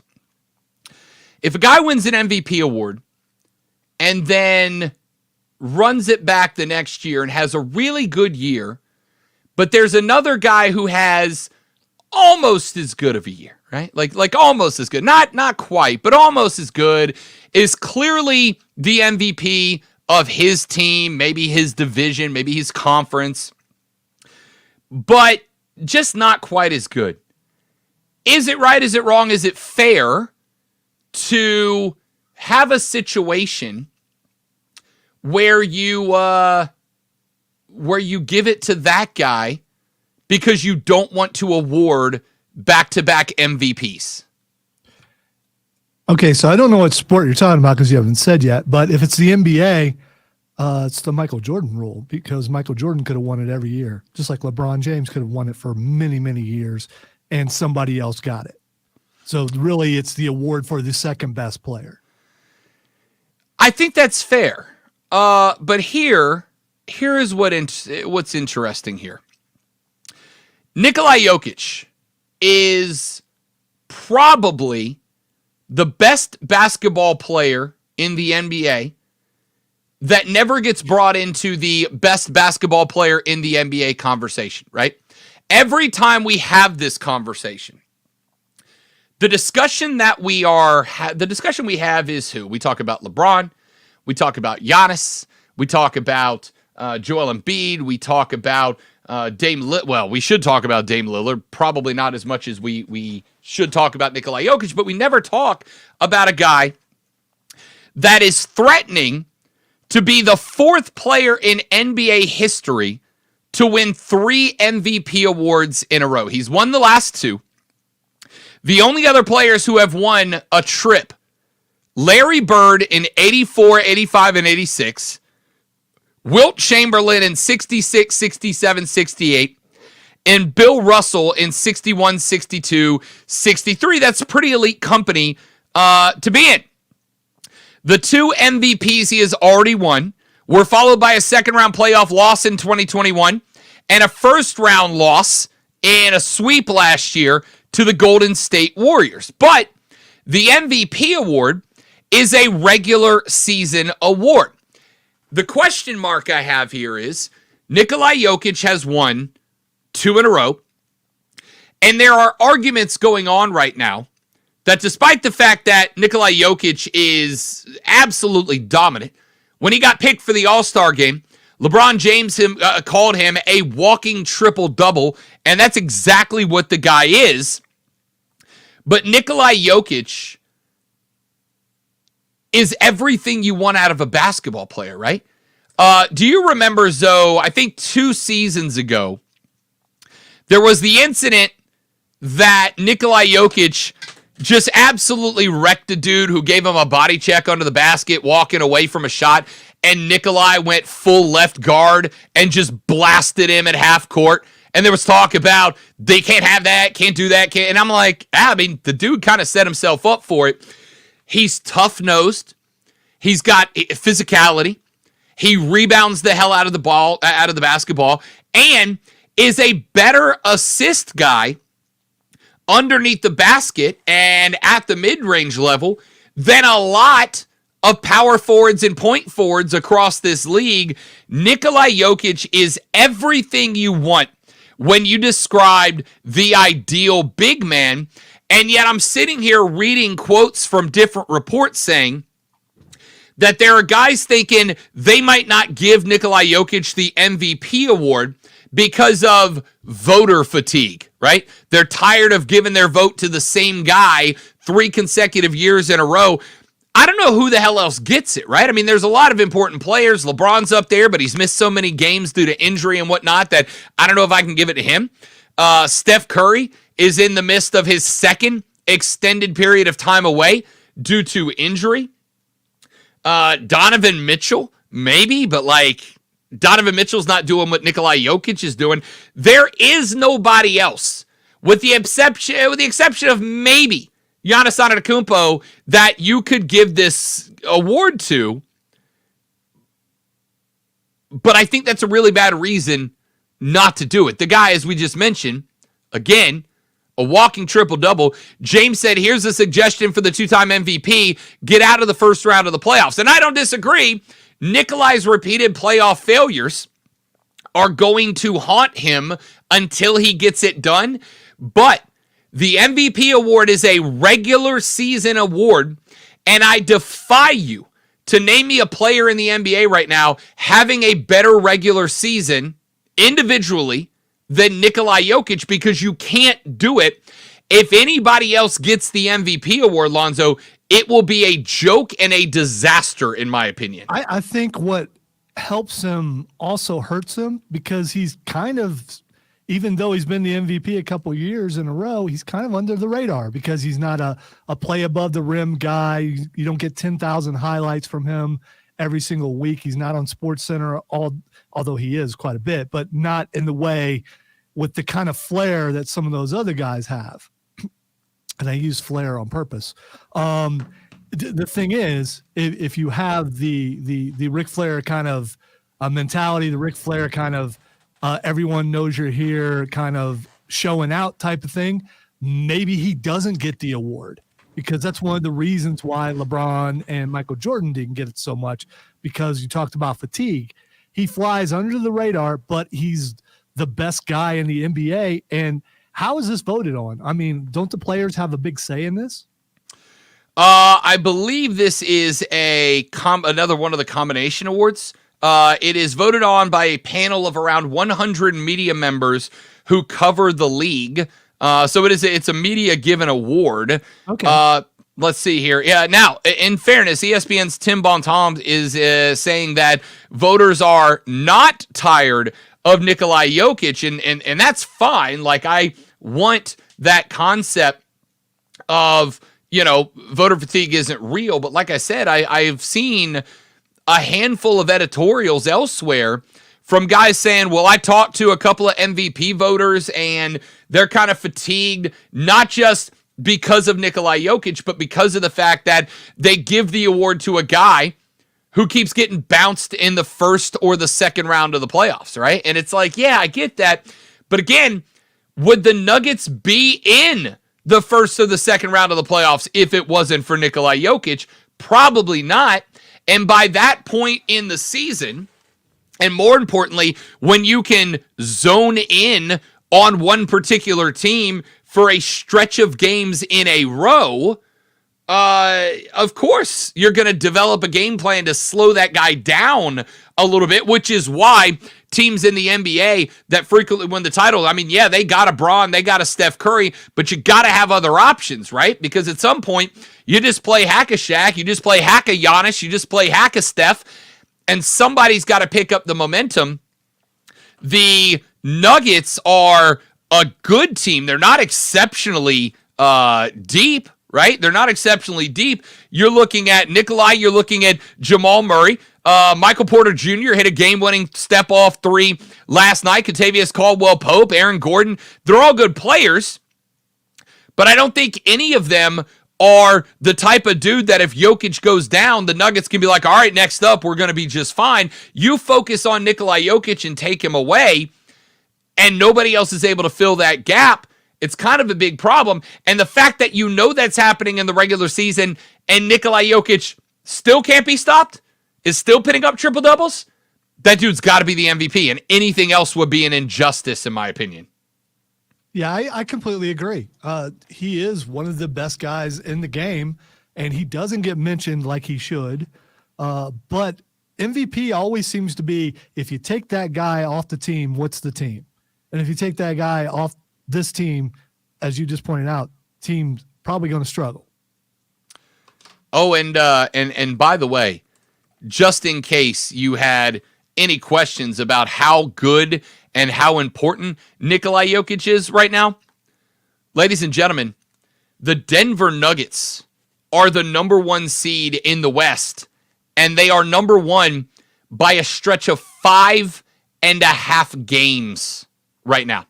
They are they are the only team in the West that has not lost 20 games yet. The Grizz are in second. They are 36-23. They are a game and a half up on the third place Kings, who are 3 games up on the Suns, who are a half game up on the Clippers, who are a half game up on the Mavs, who are a half game up on the Warriors, who are a half game up on the Jazz, who are a half game up on the Timberwolves and the Pelicans, who are a half game up on the Trailblazers right now. So everybody else down the rest of the stretch, from 2nd to 12th, are separated by 8.5 games. From 2nd to 12th, 8.5 games. The Nuggets are 5.5 up on the second place team.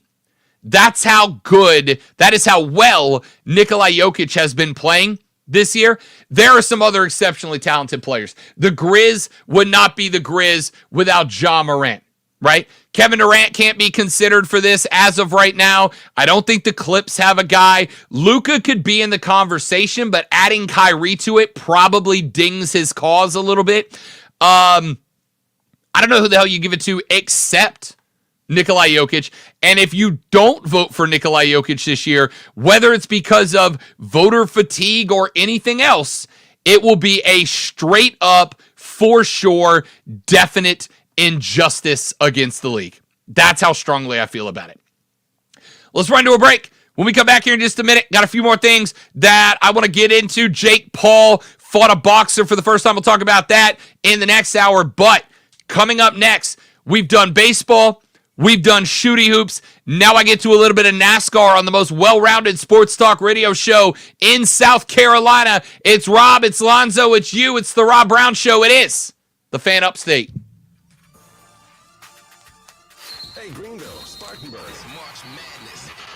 Catch March Madness only on the I Fan. gotta grab something, guys. I will be right back.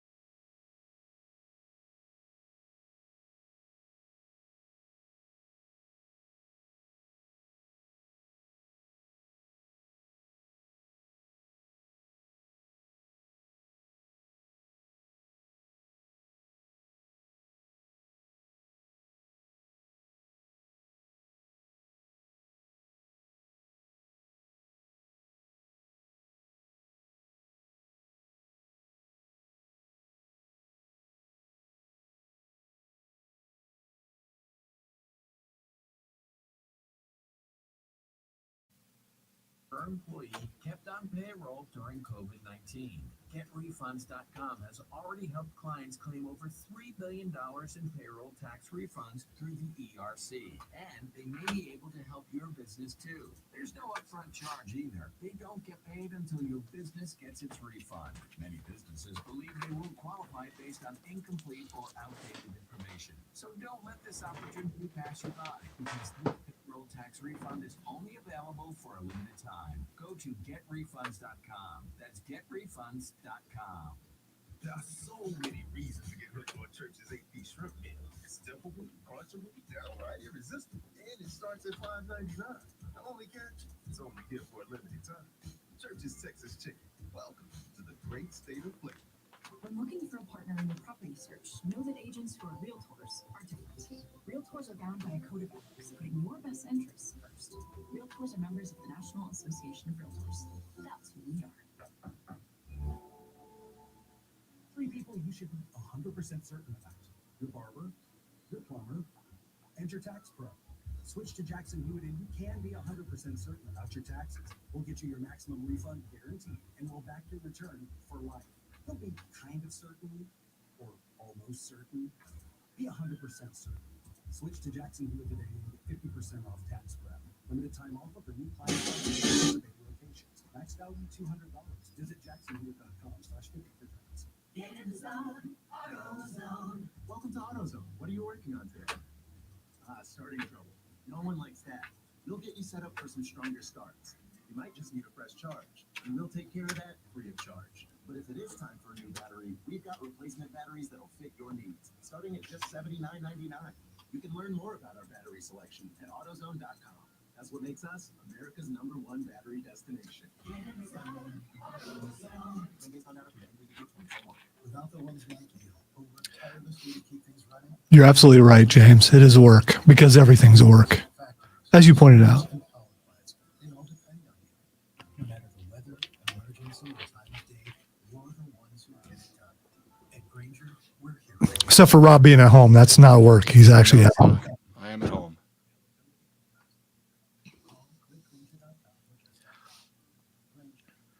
But a couple of years ago, you'd be getting cracks about your being in grandma's living room. And now you got Not anymore. this in the Got the background. cave now.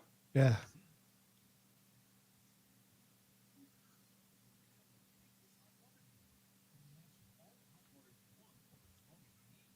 "30 seconds.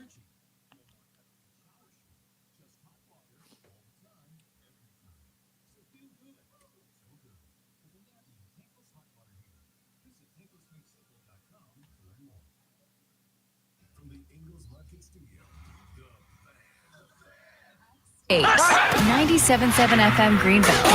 97.1 FM Spartanburg. Always live from the Free Odyssey app. CBS Sports Radio. Listen on the Odyssey app. Search the Fan Upstate.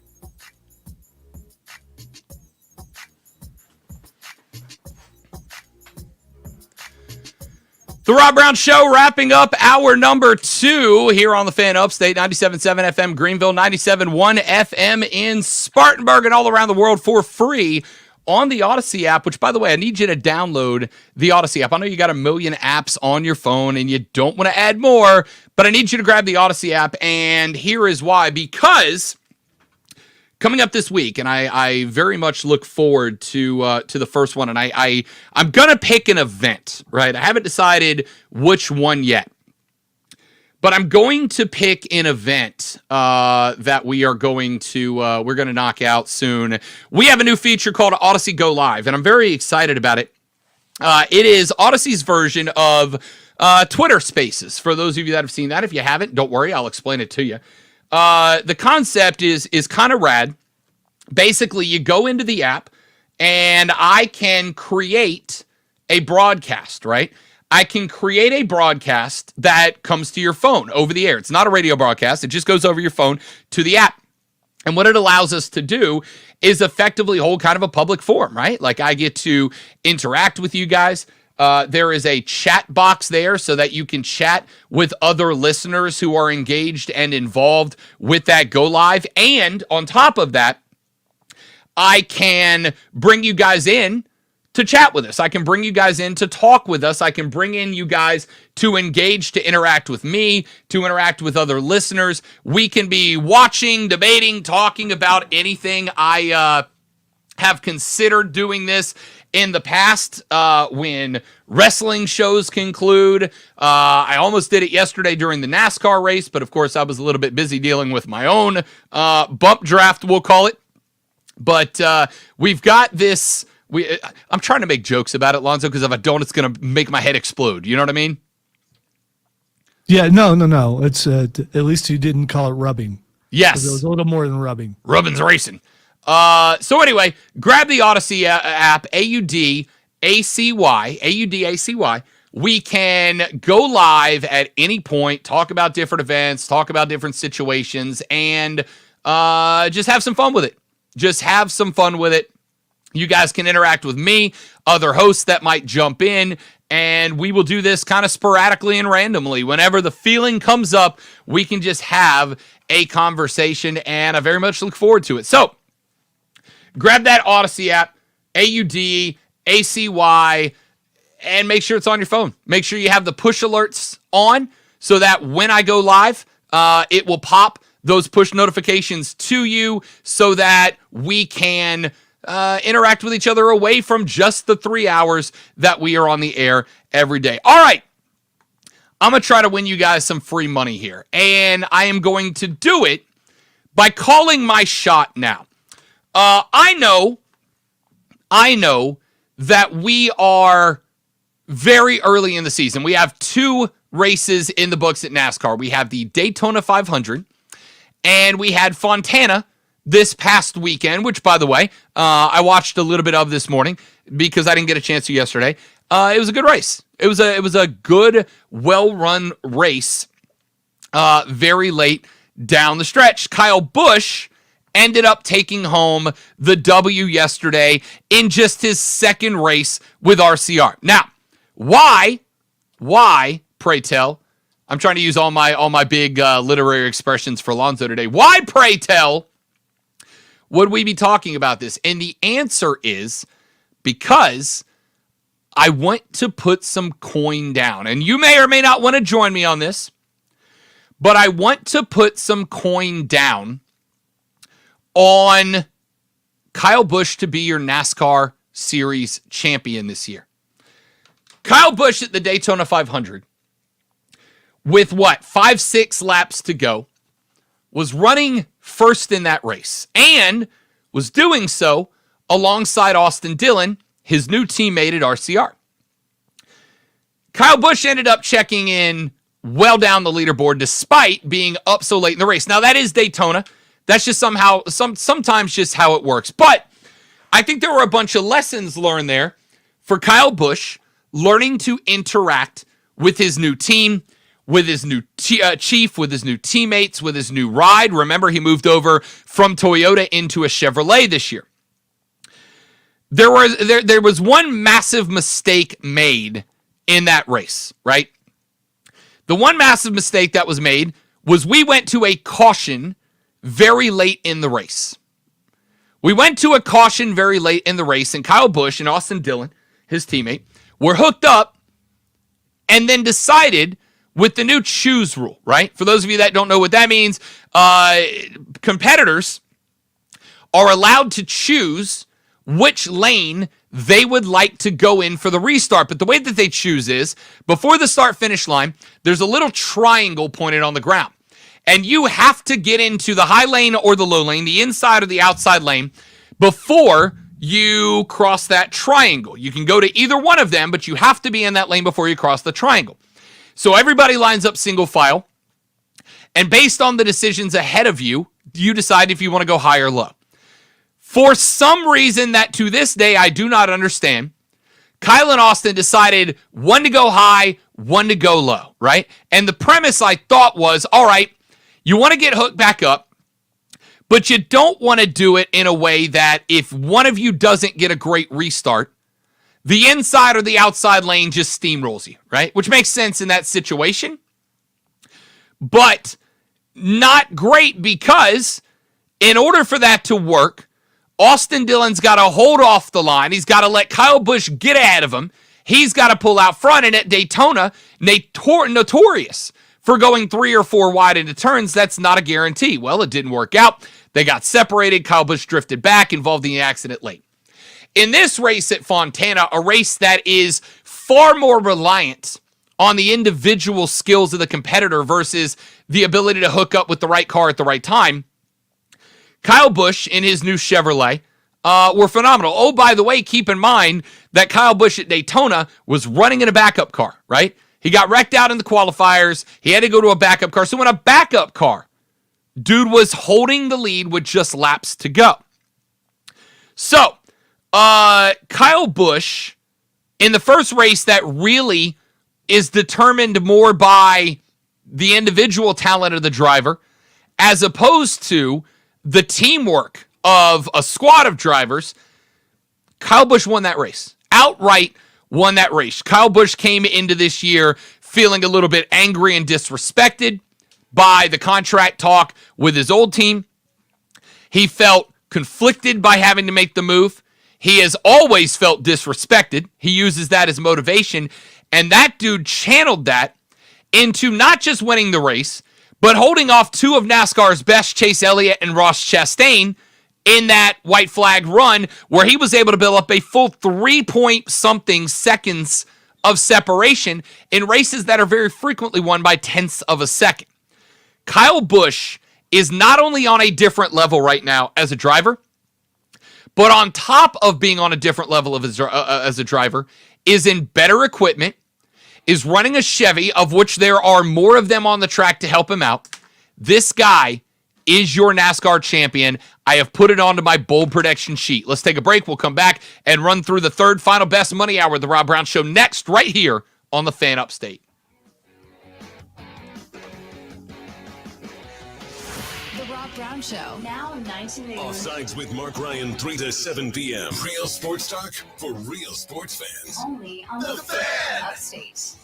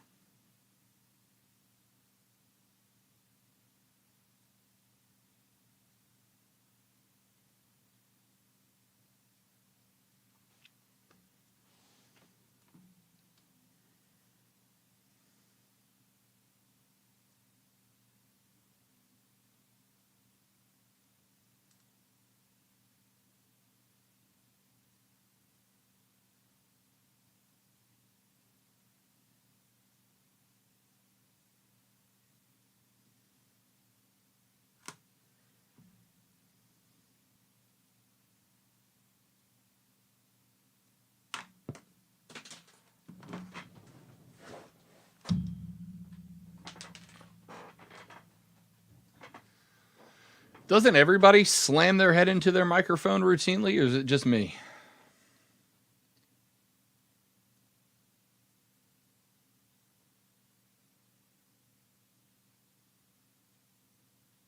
On purpose or accidentally? No, it was an accident. I'm dumb, but I'm not hurt myself on purpose dumb. There are some of those people out there. I'm sure they're not listening to us because, by the way, the air hasn't improved in here. It's, as some people would say, it's sultry up in here.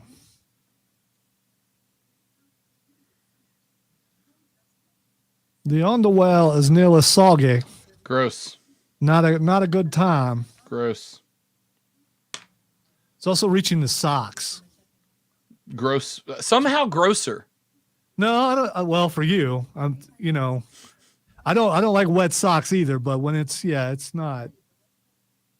You walk in the hall, the contrast is it's like walking outside in the winter.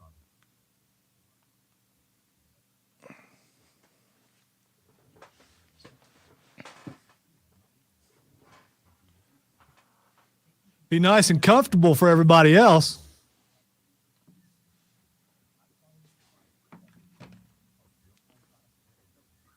James, I ain't some big city lawyer either. I'm just someone from down here in the South. Just plying my trade the best as I can.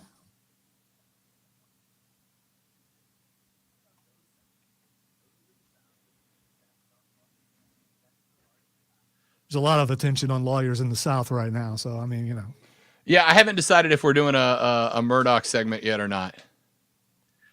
I'm just loosely keeping track of it because I also, have this concern like I do a lot of times. When it's in your neighborhood, so to speak, you don't know who's listening.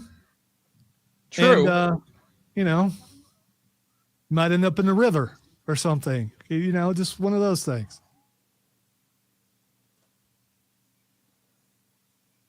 Oh, when the verdict happens, I'm sure we probably need to, but that's a little ways away. An official is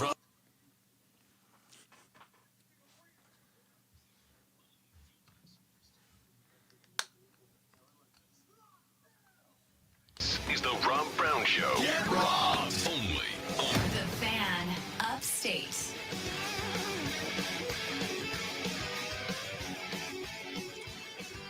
The third, the final, the best, the money hour of the Rob Brown Show goes now, ladies and gentlemen, and welcome back. This is the Fan Upstate. How do you do? I am Rob Brown. The great Malonzo is on the board on the other side of a very, very large piece of metaphorical glass. He is inside the palatial studios of the Radio Ranch. I am currently at the Casa de Love. Unfortunately, the birthday weekend was spoiled by a pretty gnarly car accident, but worry not. I am back. I am good to go. No injuries, no worries. We are, a little bit sore, but that is obviously to be expected. What are you gonna do? No worries. We'll know how you're moving on that third day. That third day is when things start hitting you. Yeah, today is day 2, and I'm okay, right? Like I'm okay. I'm good. Tomorrow there is a solid chance that waking up involves some extra noises and effort. We will see. We will see. Hey, I've made this well known over the years, so that my firm belief in sport is that if you want to grow the sport, the best thing that you can do for the sport is to give the easiest access to it, right? People are more inclined to enjoy something that they experience as opposed to something that they are told about or something that they try to get into cold, right? Like if you jump into, let's say theoretically, a NASCAR race cold, and you don't really know what's going on, but you tune in and you hear Jeff Gordon and co. using NASCAR terminology without really explaining it, it can be inundating, right? Like it can be a little bit intimidating to try to become a fan, which is why I've said for many years, if you are intrigued about something that I do, right? If you are interested in something I do, whether it is soccer, hockey, NASCAR, whether it is something off the air, a hobby of mine, Dungeons and Dragons, whatever, the best thing that you can do is reach out to somebody who is a fan of that particular game, sport, competition, hobby, whatever, and say, I'd really like to learn this thing. Because those of us who care about growing that thing are going to go out of our way to try to catch you up on it, to start with elementary level stuff and build up your knowledge, build up your fan base so that you can ultimately get to a point where you feel included in that atmosphere, in that game, in that hobby, in that competition, in that sport, or in whatever it might be about.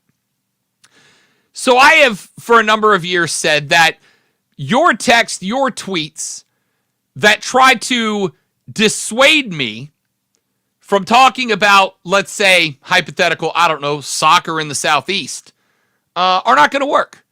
You are wasting your keystrokes and my cell phone data when you send that tweet, because it's not going to work. And the reason why is, ladies and gentlemen, the proof is in the pudding.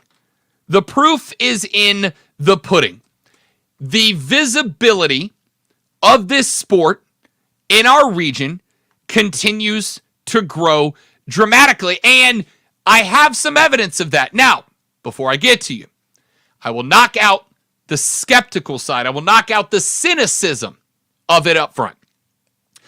I will begin by saying that I know that these contests to start the season are indeed week one. All the diehards are there. Nobody was missing these particular events. But there were three, count them, uno, dos, tres, three Major League Soccer games that took place across the Southeast this weekend. The first one took place in Nashville, where Nashville took on New York City FC. New York City FC, a good team. Nashville, just getting started, finding their way. How about, ladies and gentlemen, for the very first game, in a stadium that doesn't hold much more than this, Nashville SC winning a 2-0 contest over New York City FC in front of 28,051 people. Now, that doesn't feel like a miraculously large crowd by any stretch of the imagination. For an MLS game, it's pretty good, right? That cranks out more than are capable of fitting in most NBA arenas. That's a good turnout. And we'll see if they can continue that turnout. It was their first game at home. Now, there are two more games that happened this weekend. One of them took place right down the road when the San Jose Earthquake made the journey to Hotlanta, Georgia, to take on Atlanta United FC. Atlanta United would win that game on not one, Lonzo, but two stoppage time goals. After the regular time ended, Thiago Almada scored at 90+3 and again at 90+9 to give Atlanta, perhaps in their first game, the most dramatic win they might experience all season long. Phenomenal game in Atlanta. But I think what was more impressive, Zoe, is that they played this match in front of 67,538 people in Atlanta, Georgia. Just to put that into perspective, the Falcons of Atlanta are averaging fewer people per game than 67,500, and Atlanta United just did that. But wait, there's more. There was a third contest played in the Southeast at the MLS level this weekend, and that contest took place in Charlotte, North Carolina at Bank of America season.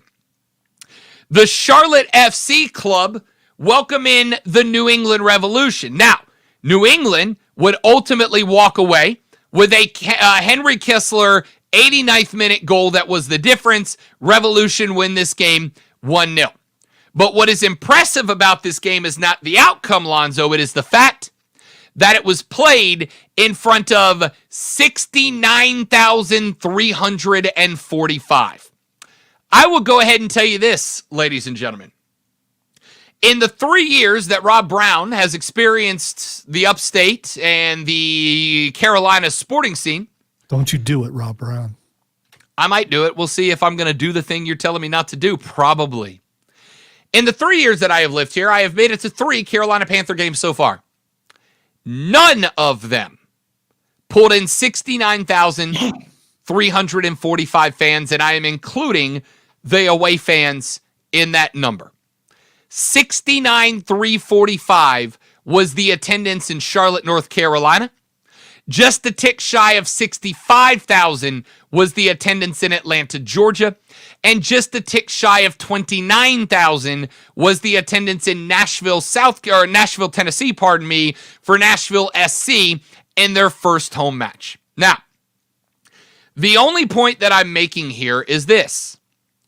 The efforts to derail this sport, the efforts to try to keep this sport from becoming a predominant sport, specifically in the Southeast. I would love to be able to say across the entire United States of America, but specifically across the entire Southeast, the efforts to derail the growth of soccer as both a sport at every level and as an upper level professional sport are failing. They are failing. I have to give David Tepper, who I do not give a lot of credit to based on his ownership of the Carolina Panthers until this year, doing a phenomenal job filling out that coaching staff, which I think Lonzo and I are both very impressed by. And we'll see if that momentum under Frank Reich continues into the regular season through the draft. We'll see what moves they make.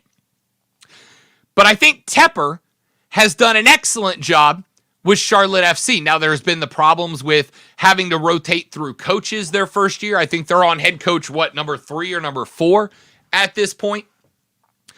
There have been some administration problems, but the team itself, I think, has done a phenomenal job, an incredible job of building itself up, of making itself as talented as it could make itself, of really turning itself into a destination, an event, something that people want to be at. And I think that is obvious by the fact that a 3-year-old football club, soccer club, is pulling in numbers that are better than a 27-year-old NFL squad at this point. The Panthers have been around long enough that while I do agree that we are still primarily in the first generation of Panthers fans, Charlotte FC, despite not being a perennial contender, has done an excellent job at making people want to be there, at making people want to come to games. Now, I am going to answer a post that just came in from a texter who has a point that I agree with. Said, Rob, why is Charlotte FC reducing capacity of Bank of America after the openers? Last year, Charlotte closed off upper-level seating at some point after having a 60K opener. I agree with you. I agree, and I see that, and I know that. Charlotte FC is going to be pulling in, I think, consistently 30 to 34, maybe 35,000 person crowds moving forward. The lower bowl at Charlotte FC, they would rather have that full than open the entire stadium and have people sporadically through. Because one of the things that soccer is continuing to work on, and I think doing a good job of it specifically at the MLS level, is, I almost said exposing themselves, so let me clarify that. What soccer is doing a great job of is presenting itself. At presenting itself as an event, at presenting itself as something that if you get the opportunity to go to a match, you're not going to want to miss. They are not the only team that does this.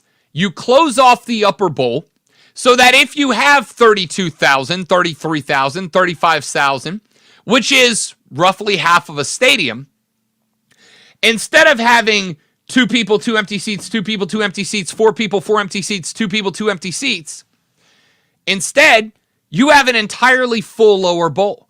And so when the camera, which obviously keep in mind because of the way soccer is played, shows more of the crowd in a traditional back and forth action sweep than does the NFL, etc.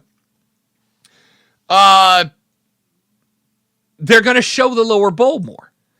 And perception being reality, right? Like that's a phrase that it's worked its way into my life many times. Perception is reality, right? And so if you've got a camera that sweeps following the right striker as he pushes up the flank, and you're showing me a lower bowl that is sparsely attended, it's only half full. If I'm a fan who might be attracted based on the social aspect, based on the party atmosphere, based on the fact that I want to go do and see what other people are doing and seeing, then a lower empty bowl, even if it is supplemented by a half-empty upper bowl as well, doesn't do that. But if I fill the lower bowl, I'm accomplishing a couple of things. Number one, everybody in the building is going to have a very good view, right? Everybody in the building is going to get a lower bowl seat. And number two, so they're going to go home and tell all their friends like, oh my gosh, I got the ticket and I was, 35 rows off the field. I could see the freckles on the goalkeeper. Second off, when that same camera makes that same sweep and follows that same right striker down the flank as he makes the push up the wing, and you sweep and you show me an entirely full lower bowl, and you show me a full supporter section with the drums and the smoke, and you show me people up having a good time experiencing something that I've never experienced before, I got to tell you, now I'm more inclined to try it out for myself. Now I'm more inclined to feel like, yeah, I'm kind of missing out on something, right? Like I kind of need to be there. I kind of need to experience this. I kind of need to feel what this feels like and get it done. And I frankly think that that is likely the reason that you are seeing 60K. And that's why, what did I open this with? I opened this up by saying, hey, 60,000, right? 60,000 is an opening weekend number. I don't expect that every game. 60K is, hey, it's the first game. We've had this circled on the calendar for 6 months. This is the one we're going to. I expect 30 to 35 for the majority of home games for Charlotte. When I went to the Charlotte FC versus Chelsea game last year, I want to say they pushed 41, 42K. Now, granted, you had an English Premier League side in town. That is a tourist draw, no doubt about it. But if they can get 35 and fill in the lower bowl, it just looks better on TV. And as we have mentioned a number of times, perception is reality. And if I tune in an MLS game, even if I'm just flipping channels and come across it, if I come across an MLS game and the lower bowl is full and the smoke is a-popping and the drums are playing and the vuvuzelas are bzzing, that I'm far more likely to want to be involved and feel like this is a movement I want to jump on board with. Lonzo just texted me and said, according to the internet, the Panthers averaged 70,000 in 2022. I'm going to go ahead, Lonzo, and I don't officially declare this often. I'm going to officially declare shenanigans on that because I went to 2 games and no. Multiple sites addressed that. One actually said they averaged 71,000. So I'm just saying. And on one of those sites, San Francisco only averaged 69. So the Panthers actually averaged more. I am going to assume, and I could be wrong. You know how an average works. For those who don't know, they take the entire, how much attendance for each game, and then they average that out. So possibly the games that you went to were the worst games of the year, and people didn't show up on them. I mean, maybe. Listen, one of the games I went to was Week 4 against New Orleans. The Panthers were 0-3. The Saints were expected at the time to be much better than they were. And I would say there were 40, maybe 45,000 in there. There were probably at least 50,000 opposing fans there every week. Yeah, I mean, listen, I think that you are including opposing crowds. So is MLS, though I think there's probably few travelers for MLS teams than NFL teams. But I think the other aspect of it is this NFL versus soccer, but you did that. So no, I'm not. Listen, this is not on the air. That's why I just sent it to you on text. This is not a versus because I am obviously a fan of both. I'm an NFL guy. I'm also a soccer guy. It's a fan of both. The point that I am making here is not soccer v NFL. It's not soccer v football. It's not MLS versus NFL. What I am bringing up here. But you kind of did. You went at the Panthers' attendance, so you kind of made it one versus the other when you did that. I did not, and here's why. The reason why I don't feel I did that is this. The point that I was making here, what I was driving at, is that there are some, but not that many, but some people who are trying to stop football from being what football is. There are more people who are trying to stop soccer from catching on and becoming a top tier, not catching the NFL. It'll never catch the NFL. Let me make that crystal clear. So the same kind of disrespect that Kansas City had this year is the kind exactly of the same that soccer gets. Exactly the same. Travis Kelce is fuming right now over this. There is an effort to try to stop this sport from becoming a sport that gets to the top tier. Again, I don't think it's ever going to replace football. It will always be second tier to the NFL, but there is a top tier that I think baseball, basketball, and football share. The NBA, the MLB, and the NCAA, and the NBA. They all share it. And there are people trying to stop soccer from joining that group. And all I am saying is, it was week 1, it was opening day, it was opening match.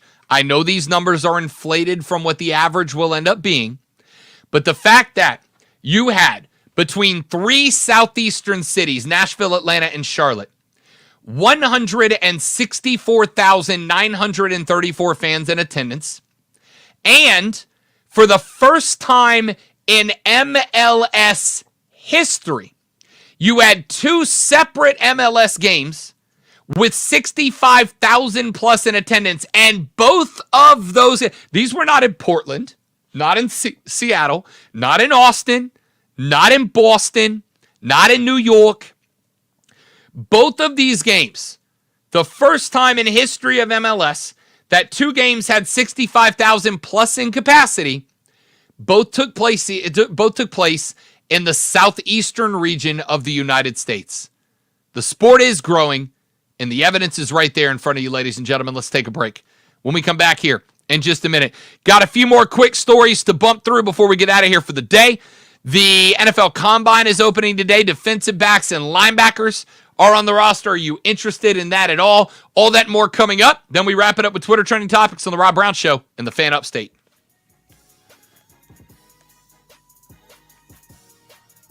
Hey, it's Mark Ryan. Join me for Offsides today.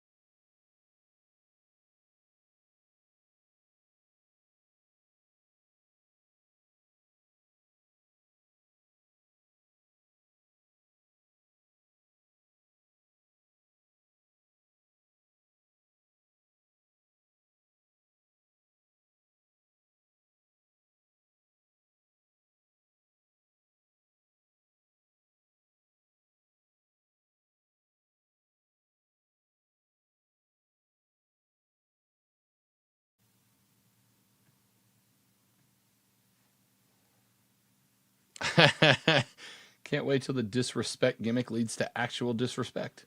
It already has. Yeah, by, Travis Kelce was so disrespected by people like Rob and his ilk, who have decided to come at Kansas City and will do so the entire year with the disrespect thing because they feel like it wasn't warranted, which absolutely it was. But not to worry, I will defend them the entire year against Rob as he disrespects them. Been given a preview.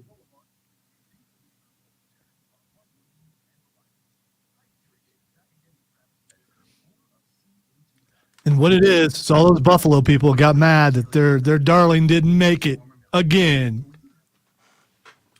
Is it, per James' statement there, is it really disrespectful to have picked Philadelphia? Is that like, all right? That well, just feels like manufactured disrespect. You know what it is? If you look across the board and everyone, all you see is green and no one's picking you, you wouldn't feel disrespected? When there's no one in national media picking you to win, you wouldn't feel disrespected. No. You beat the odds. You got to the Super Bowl against, well, they're not supposed to be able to. Impossible odds, frankly. Because there's no Tyreek Hill, the media narrative. And then, well, they can't beat Cincinnati and, it's Burrowhead and all this kind of stuff. They get there to beat the odds going up against the best defense in the NFL. There's no way they could win that. And again, when all the national guys go, Philly's going to win this, there's no disrespect there.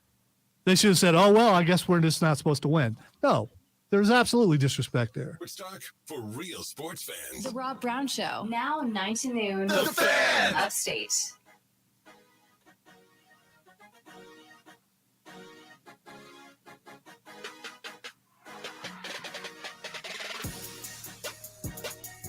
All right, the Rob Brown Show rolls on. This is the Fan Upstate. A couple of quick stories to run through here before we hit Twitter trending topics on the way out and call it a day. Damian Lillard last night. He said Twitter. Tweeter trending topics. Before we hit them Twitters. That's what we do. Dame Lillard, 41 points in the first half, 71 points in the game as the T-Blazers knocked off the Houston Rockets. Lillard went 22 of 38 from the field and knocked down 13 trays in 39 minutes last night. Okay, why are ball hogs praised for the? Where's the rest of his team when he's making all those shots? Was anybody else open? Why does he think it all has to be about him? Why does he go? Well, I got 50. I think I'm going to get 70 something.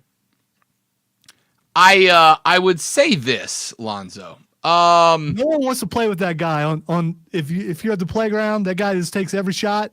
You don't want to play with that guy. You want a chance to get your own. Can you name me another Portland Trailblazer? No, I cannot. Yeah, correct. Listen, I respect the hell out of Dame Lillard because Damian Lillard could have left Portland multiple times. He could have gone to super teams. He's been recruited to super teams, and he's repeatedly said, no, I'm going to stay here. I'm going to do what I can in Portland. And when he does that, right? What is he rewarded with? It's not because if he went somewhere else, he'd have to share the ball. It's not because of that. Because I don't think it is. Because where he is, most people are like me and can't name anybody else on his team. So he stays there. He's the man, and he can put up 72 points. And people are like, oh, that's so great. 72 points. Wow. Lonzo, we have bench who's not going to make the team next year because you took all the shots, and he can prove that he had a little stroke himself. Let's just go with that at the national back, as you can tell. I can tell. At the National Basketball Association level, the job is to win games, right? I decided because season 3 of Ted Lasso drops in like a week. I decided this weekend I needed a little feel good, a little pick me up. So I decided to watch a little Ted Lasso seasons 1 and 2 because it's a feel good show. And there's a moment towards the end of season 1 where one of the players, Roy Kent, who is an older player but a legend at the league, is starting to show some signs of his age. And there's a fight between head coach Ted Lasso and his assistant coach, Coach Beard, where Lasso is having a conversation and he says, our job here isn't just to win games, it's to help grow these young players.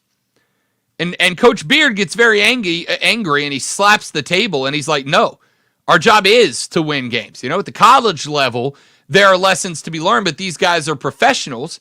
Their job is to win games. Our job is to win games. I'm going to go ahead and tell you, if I got a guy on my team that is shooting in any given game 60+% from the floor and 45% from deep, yeah, I want him shooting every ball, right? Until the hot hand wears off, I want him shooting every ball because that gives you the best chance to win. We can complain all we want about the hurt feelings of Jeremy Grant and Anthony Simmons, but at the end of the day, the Trailblazers won that game. At the end of the day, the Trailblazers are now 1/2 of a game out of a play-in seed. Right, That's where they stand. I've got to ask you a question. How do you know if you have a hot hand yourself if you never get to take a shot? It doesn't matter if another guy does. You can't get the hot hand if somebody else is taking all the balls. I'll tell you what. If Reddish or Grant or Eubanks or any of the other guys that are starters for the Blazers can start knocking down shots at the clip that Dame Lillard is doing it, then I will find ways to work them more into the offense. But until that happens, Dame Lillard is the best player on the team. We don't have this conversation about LeBron. We don't have it about Kevin Durant. We don't have it about any other player, but for some reason we do about Dame Lillard. We don't have it about LeBron because LeBron does something that Dame apparently doesn't do. He passes the ball off to the open guy. Well, he does now at 38, but he didn't at 27. He absolutely did at 27. And people got all upset with LeBron because he never seemed to want to take the last shot because he said he'd rather pass it to the open guy. And that's Dame, fine. you don't have that problem with because if you're open or not, he's still taking a shot. Maybe a coup needs to happen. The rest of the guys, the other 4 guys go, you know what? Just don't pass him the ball. That is fair, and that is fine when the other guys on the floor are Bosch or Wade or AD. There was a period of time where he did have another all-star on the team in C.J. McCollum. C.J. McCollum and Dame were a deadly duo because now Dame didn't have to move with the ball. He could move off ball, get himself open, and take the shot. Listen, I honestly think there's only one 3-point shooter better in the NBA right now than Dame Lillard, and it's Steph Curry. Other than that, he's the best in the game at this point. The dude goes out. He's got a Trailblazers team that with a lot of other superstars would be probably closer down by the Spurs and Rockets than where they are now, just behind the T-Wolves and Pelicans in the play-in tournament at this point. Dame Lillard deserves more eyeballs and more respect than he gets, not just because of his game, but because of the fact that he's had multiple opportunities to go elsewhere and have better players around him, and instead he keeps playing with the dumpster fire of a lineup that the Trailblazers put around them and carrying their staggering carcass into relevancy year after year. Let's see. If I'm playing Portland, what do? I put 3 guys on Dame Lillard, and then I win the game. I mean, theoretically, that's the spot where you look and you go, okay, I got 2 guys open. Right? There should be 2 guys open. Yeah, but the problem is, he's not going to dish. Yeah, if nobody else is hitting him or taking him, yeah, of course. Of course. The best player's got to be the best player. That's just what basketball is. The best player's got to be the best player, and because Portland just refuses to take advantage of having an all-timer on their roster, they can't do anything else about it. What do you mean take it? You mean surround him with players who won't get the ball? I mean, go get roster talent to where he doesn't have to force 60 shots a game. If you're looking at a place that you want to go play basketball and you're an elite basketball player, you're in the NBA, you're going to go somewhere where they got someone who's going to pass the ball to you. You don't want to go somewhere where you're going to watch some other guy take the shots. You don't make money that way. Texter says, LOL, Joe Klein never complained that Larry Bird had the hot hand. That's a hell of a reference. Hell of a reference. Well done. All right. One more quick story before we take a break. Joe Klein was just there to look sexy. That's why. Fair enough. Hang on. Let me pop the fingers, get the neck roll in for this story. ladies and gentlemen, Jake Paul is a not boxer. Jake Paul was undefeated in, and I'm going to air quote this so hard I sprain a finger, boxing. Because, he didn't box any boxers. He fought washed up MMAers and former basketball players and was undefeated. So, in Diriyah, Saudi Arabia this weekend, Jake Paul put his unbeaten streak on the line when he took on Tyson Fury. Oh, wait, no, I'm sorry. He took on Tyson's younger half-brother, Tommy Fury, which, by the way, is a hell of a name. Can we agree that Tommy Fury is a great name? Don't be downplaying Tommy Fury. That's a name right there. You don't want to fight Tommy Fury. Yes, Tommy Fury stepped in to the squared ring with Jake Paul, and all he did was beat the hell out of him. A split 74-75, 76-73, 76-73 bout saw Tommy Fury take the split decision. And I'm going to go ahead and tell you, I don't do this often because I acknowledge that I am more disconnected from boxing than I've been in years past. But after I saw that Jake Paul ate the L, I went and I pulled this fight up and watched it. And I'm going to go ahead and straight up say, I'm going to be accused of bias, and that's okay. But as a boxing fan who was curious about this fight, this was not a split decision.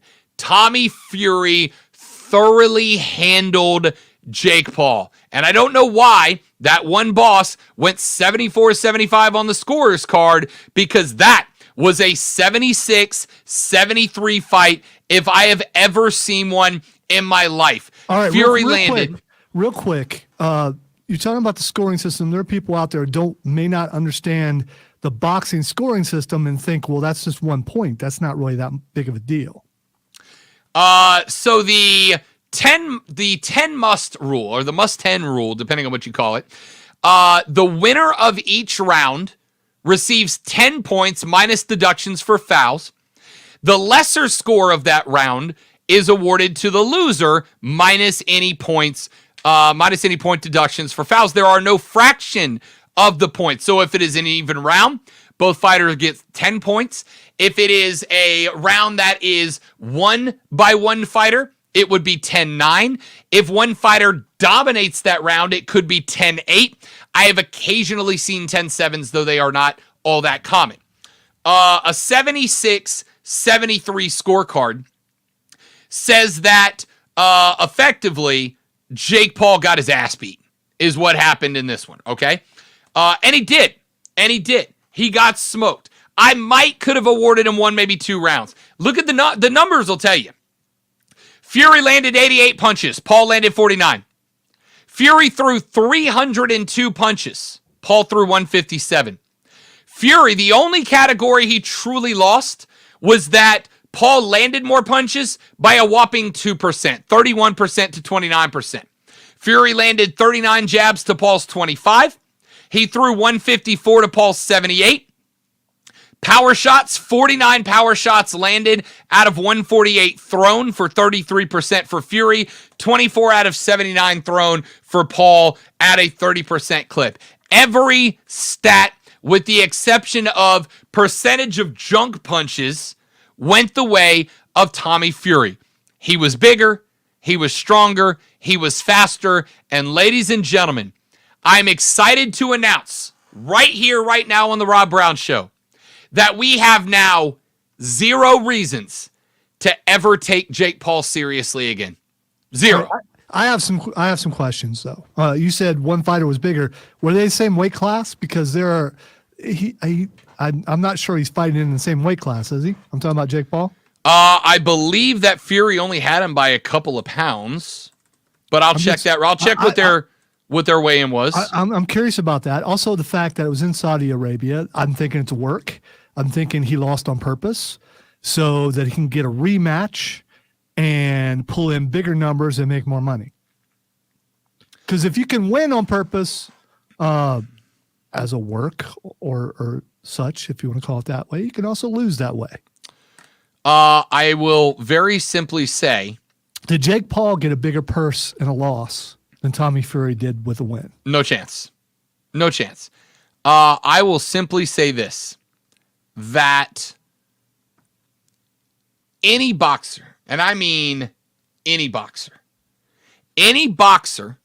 that we were to learn intentionally throws a fight, I will no longer cover that boxer. I got no interest in covering that boxer any further. I don't care. You've never believed that Jake Paul was legit anyway. So would that Correct, because he surprise never fought a boxer, and now that he fought a boxer, he got it handed to him. When he fought a guy who is trained in this art for his life, when he fought a guy who's got a guy like Tyson in his corner that he has learned from, when he fought a guy who is a boxer, he got it handed to him exactly like I said he would. Is the experiment over then? So now Jake Paul is done. It is for me. He can't get but he wasn't there for you anyway. I'm talking about the millions of people who actually buy these fights to watch him fight. Are they going to stop buying because he lost? I hope so. I don't know is the answer. I can't answer that, Lonzo.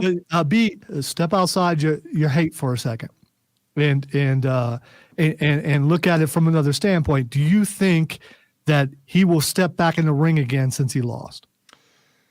Do I think he will? Yes, because I think that he is in attention, you know what?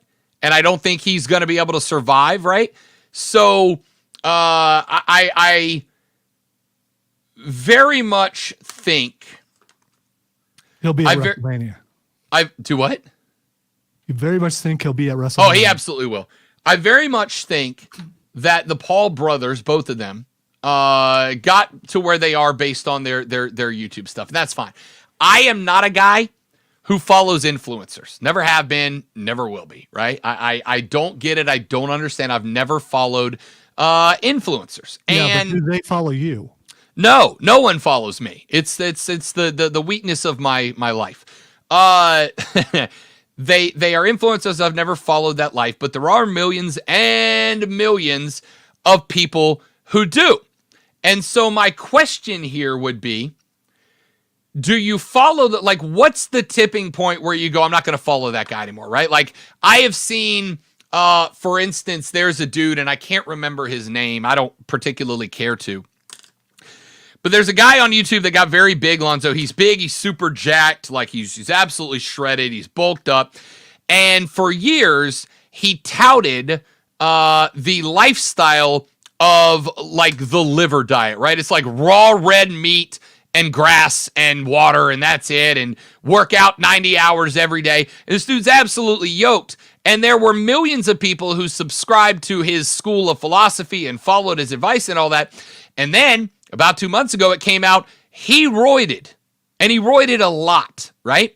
And a lot of people ditched him. A lot of people left, but a lot of people stayed behind. And I don't have a problem with that. It's your life. Get your entertainment or whatever it is you want from wherever you want it. But when that becomes more important than the sport, even if it brings, because you and I have had this argument, it brings eyeballs to the sport. Yeah, but it doesn't bring eyeballs that are going to stick on the sport. It brings eyeballs to a Jake Paul fight. And now that he got absolutely rocked and probably deserved to lose that fight worse than he lost it on the scorecards in a quick review, I hope that I watch boxing for Jake Paul, then you don't watch boxing, dog. I hope that mindset goes away permanently. So the guys who came to boxing because of Jake Paul, what if they go away? If they go away, then boxing goes back to where it was before the Paul brothers started bringing. It didn't leave, Lonzo, because none of those people are watching any other fight, right? None of those people are like, okay, the Jake Paul fight is over. Let me flip over and see what the Bronze Bomber. Let's see what Deontay Wilder's doing. None of those people are watching any other fight. They are just watching that. So boxing doesn't benefit from Jake Paul. Jake Paul only makes boxing look worse to benefit himself. And that's why I'm glad that he got his nose punched through the back of his skull. And I would say you're wrong. This hurts boxing that he lost. No, it hurts him that he lost. Texture said, Rob, Zoe said, get outside your hate for him. Pot meat kettle, Tom Brady. So you're equating Jake Paul and Tom Brady together. You should be ashamed of that text. I'm just reading text. That's all. I can't even believe you read that. Let's take a break. We're back after this to wrap up this show on the Rob Brown Show in the Fan Upstate. 97.7 FM Greenville. 97.1 FM Spartanburg. And on the Odyssey app. Upstate. You actually uttered Jake Paul and Tom Brady in the same sentence. I just read a text, Lonzo. Yeah, I know. But you can filter through those and go, now that's not reading that. Nah, not reading that. South Carolina basketball is on the road at Mississippi State tomorrow. The Gamecocks have lost 2 in a row. It's not censoring. It's filtering. In the Southern Conference tournament, they beat Samford 93-79 on Saturday and have a bye in the first round of the tournament, which begins this Friday in Asheville, North Carolina. Furman will take on the winner of the Mercer-Citadel matchup. Mercer, the 8th seed. Citadel, it sounds like I'm whining because I am. But The last week, Saturday how I felt last week in this room, are set for I wouldn't have been able to Southern stay because I Conference wouldn't have been able to Championship stop game coughing. Monday, So I think March it's a 6th. On the true NBA statement that schedules tonight, the I'm getting Hornets play better. host to the Pistons. Well, I might start getting worse because the 2011 Bradford pear trees in our yard all bloomed over the weekend. Yeah, I noticed some of those on the way in today. But they're pretty, Rob.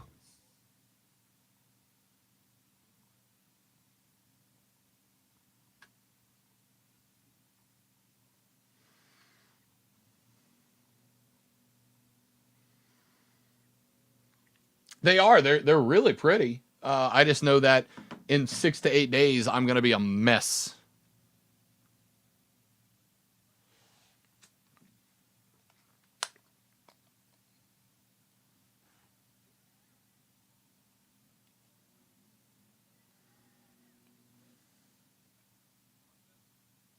Oh, well, it won't let me preview it, so I'll just guess. Why not?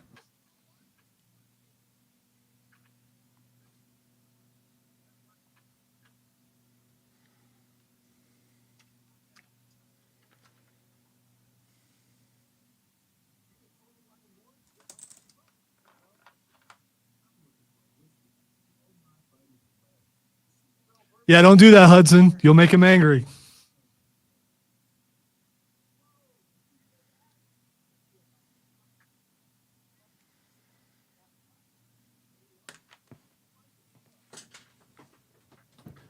Rob doesn't care that the Utes are coming to boxing because of Jake Paul.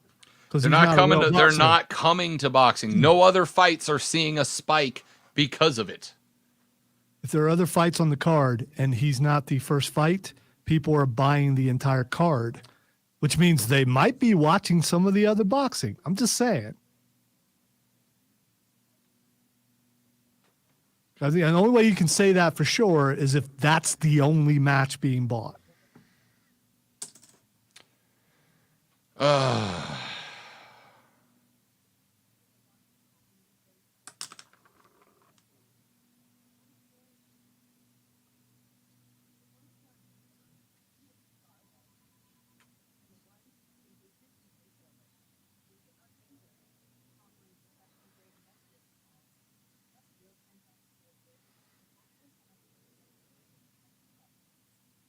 Wow, Steven. I knew they sucked, but, but they're so pretty. Are they as bad as kudzu, though? Although kudzu doesn't make your sinuses go nuts. At least I don't think. Remember when I moved here, kudzu was the talk. People talk about how it was taking over the state, and no one talks about that anymore. I don't even remember seeing any. Maybe they actually killed it all off. So which is more invasive, kudzu or Bradford pear? Yes. They're equally heinous. If I recall correctly, I don't know if it's the city or the county or the state, but isn't there a program where if you call one of the government levels, they will come remove Bradford Paris from your property for free? I don't know, but there should be. Can you do that for someone else's property? That's the question. We also have like a bunch of honeysuckles blooming. Those things tear me up too.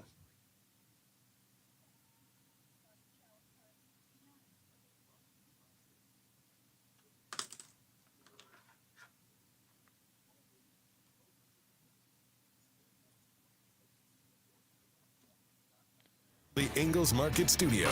The Fan. Upstate. 97.7 FM Greenville. 97.1 FM Spartanburg. Always live on the free Odyssey app. CBS Sports Radio. And now, the Rob Brown Show presents Twitter Trending Topics. All right, time for Twitter Trending Topics, where I tell Rob what is trending, and he will tell us why. First of all, Hudson, I'm not going to back off of honeysuckles. I can't breathe around them. Anyway. Watch the stream from now on, ladies and gentlemen. Watch the stream. All right, the first thing that's trending is Kenny Omega. So the discussion about Kenny Omega right now is a rumor going around. Kenny Omega just got his contract extended 9 months, but it is not it's not an expansion to keep him locked in. It was his contract had a clause in it that allowed AEW to extend his contract if he missed extensive time due to injury, which obviously he did. But now there's the discussion that Omega may very well be contemplating a move to the WWE. And on top of that, a couple of weeks ago, Dax from FTR sent out a picture, maybe a troll, maybe not, of what appeared to be him watching wrestling with a WWE cover sheet for a contract sitting on his desk. Now, I absolutely believe FTR are trolls, but who knows, right? The point is, he started the competition on a gag that MJF has been running for some period of time, so it's like not really that funny. Now there's talk that Omega could move, and if Omega both go, the thought would be that the next up could possibly be the Young Bucks following them to WWE, which would be a complete and total coup of the entire EVP roster of AEW. It doesn't mean AEW would die by any stretch, but it certainly would be a real bad look. That being said, Omega is on the roster through at least November, so we've got probably till the end of this year to figure something out. Yeah, just think if the entire Elite went to WWE, that would just leave Jericho, and would he jump back too? I guess we'll see. It'd be interesting. No way that AEW survives without those three guys, but I don't think they're going anywhere. We'll find out. All right, the next thing that's trending is a whole lot of movement for some reason in Twitter Trending Topics. Chris Jones is trending. I have no idea why Chris Jones is trending. He's one of those guys that could possibly there are a lot of Chiefs that have to have their contracts redone, 1-year contracts and things like that. Where are you guys on the cap right now? Do you know? No, but I know there are a lot of guys like some of the hyphenateds that were on 1-year contracts. Yeah. And they're going to have to lose probably at least one of the big time defensive guys. I would not be shocked. That's kind of the risk when you go the Chiefs methodology, which we've talked about, right? The methodology of draft really well, have 6 or 7 great core players that eat up most of your cap. There comes a point where by wrapping those players up and then having them succeed, the escalators are going to kick in and send that money skyward. And if that turns out the case, if that turns out to be the case, then you're eventually going to have to move on from them and hope you hit on a replacement or a free agent. It makes it tough, but as the Chiefs just proved again, if it works, it freaking works, man. All right, one more. Lamar's trending, of course. Yeah, Lamar. So Lamar over the weekend, I don't know if you saw this, though. Lamar over the weekend liked, but then promptly deleted the like of a Carolina Panther fan account that put out a theory about how Lamar could end up in Charlotte. I'm just going to say this. It is both combine season, smokescreen season, and conspiracy theory season. Lamar, like anybody else with an ego, was searching himself on Twitter to see what the conversation was. He accidentally clicked a heart, and that was it. but we'll find out. I hope they make the move. Ladies and gentlemen, that's it for the show. Thanks for listening. Thanks for hanging out. We hope you enjoyed it. We'll be back tomorrow, one way or another, for the great one. I am Rob Brown. We'll see you back here on The Rob Brown Show. This is the Fan Upstate. Later, brother. Hey, Greenville.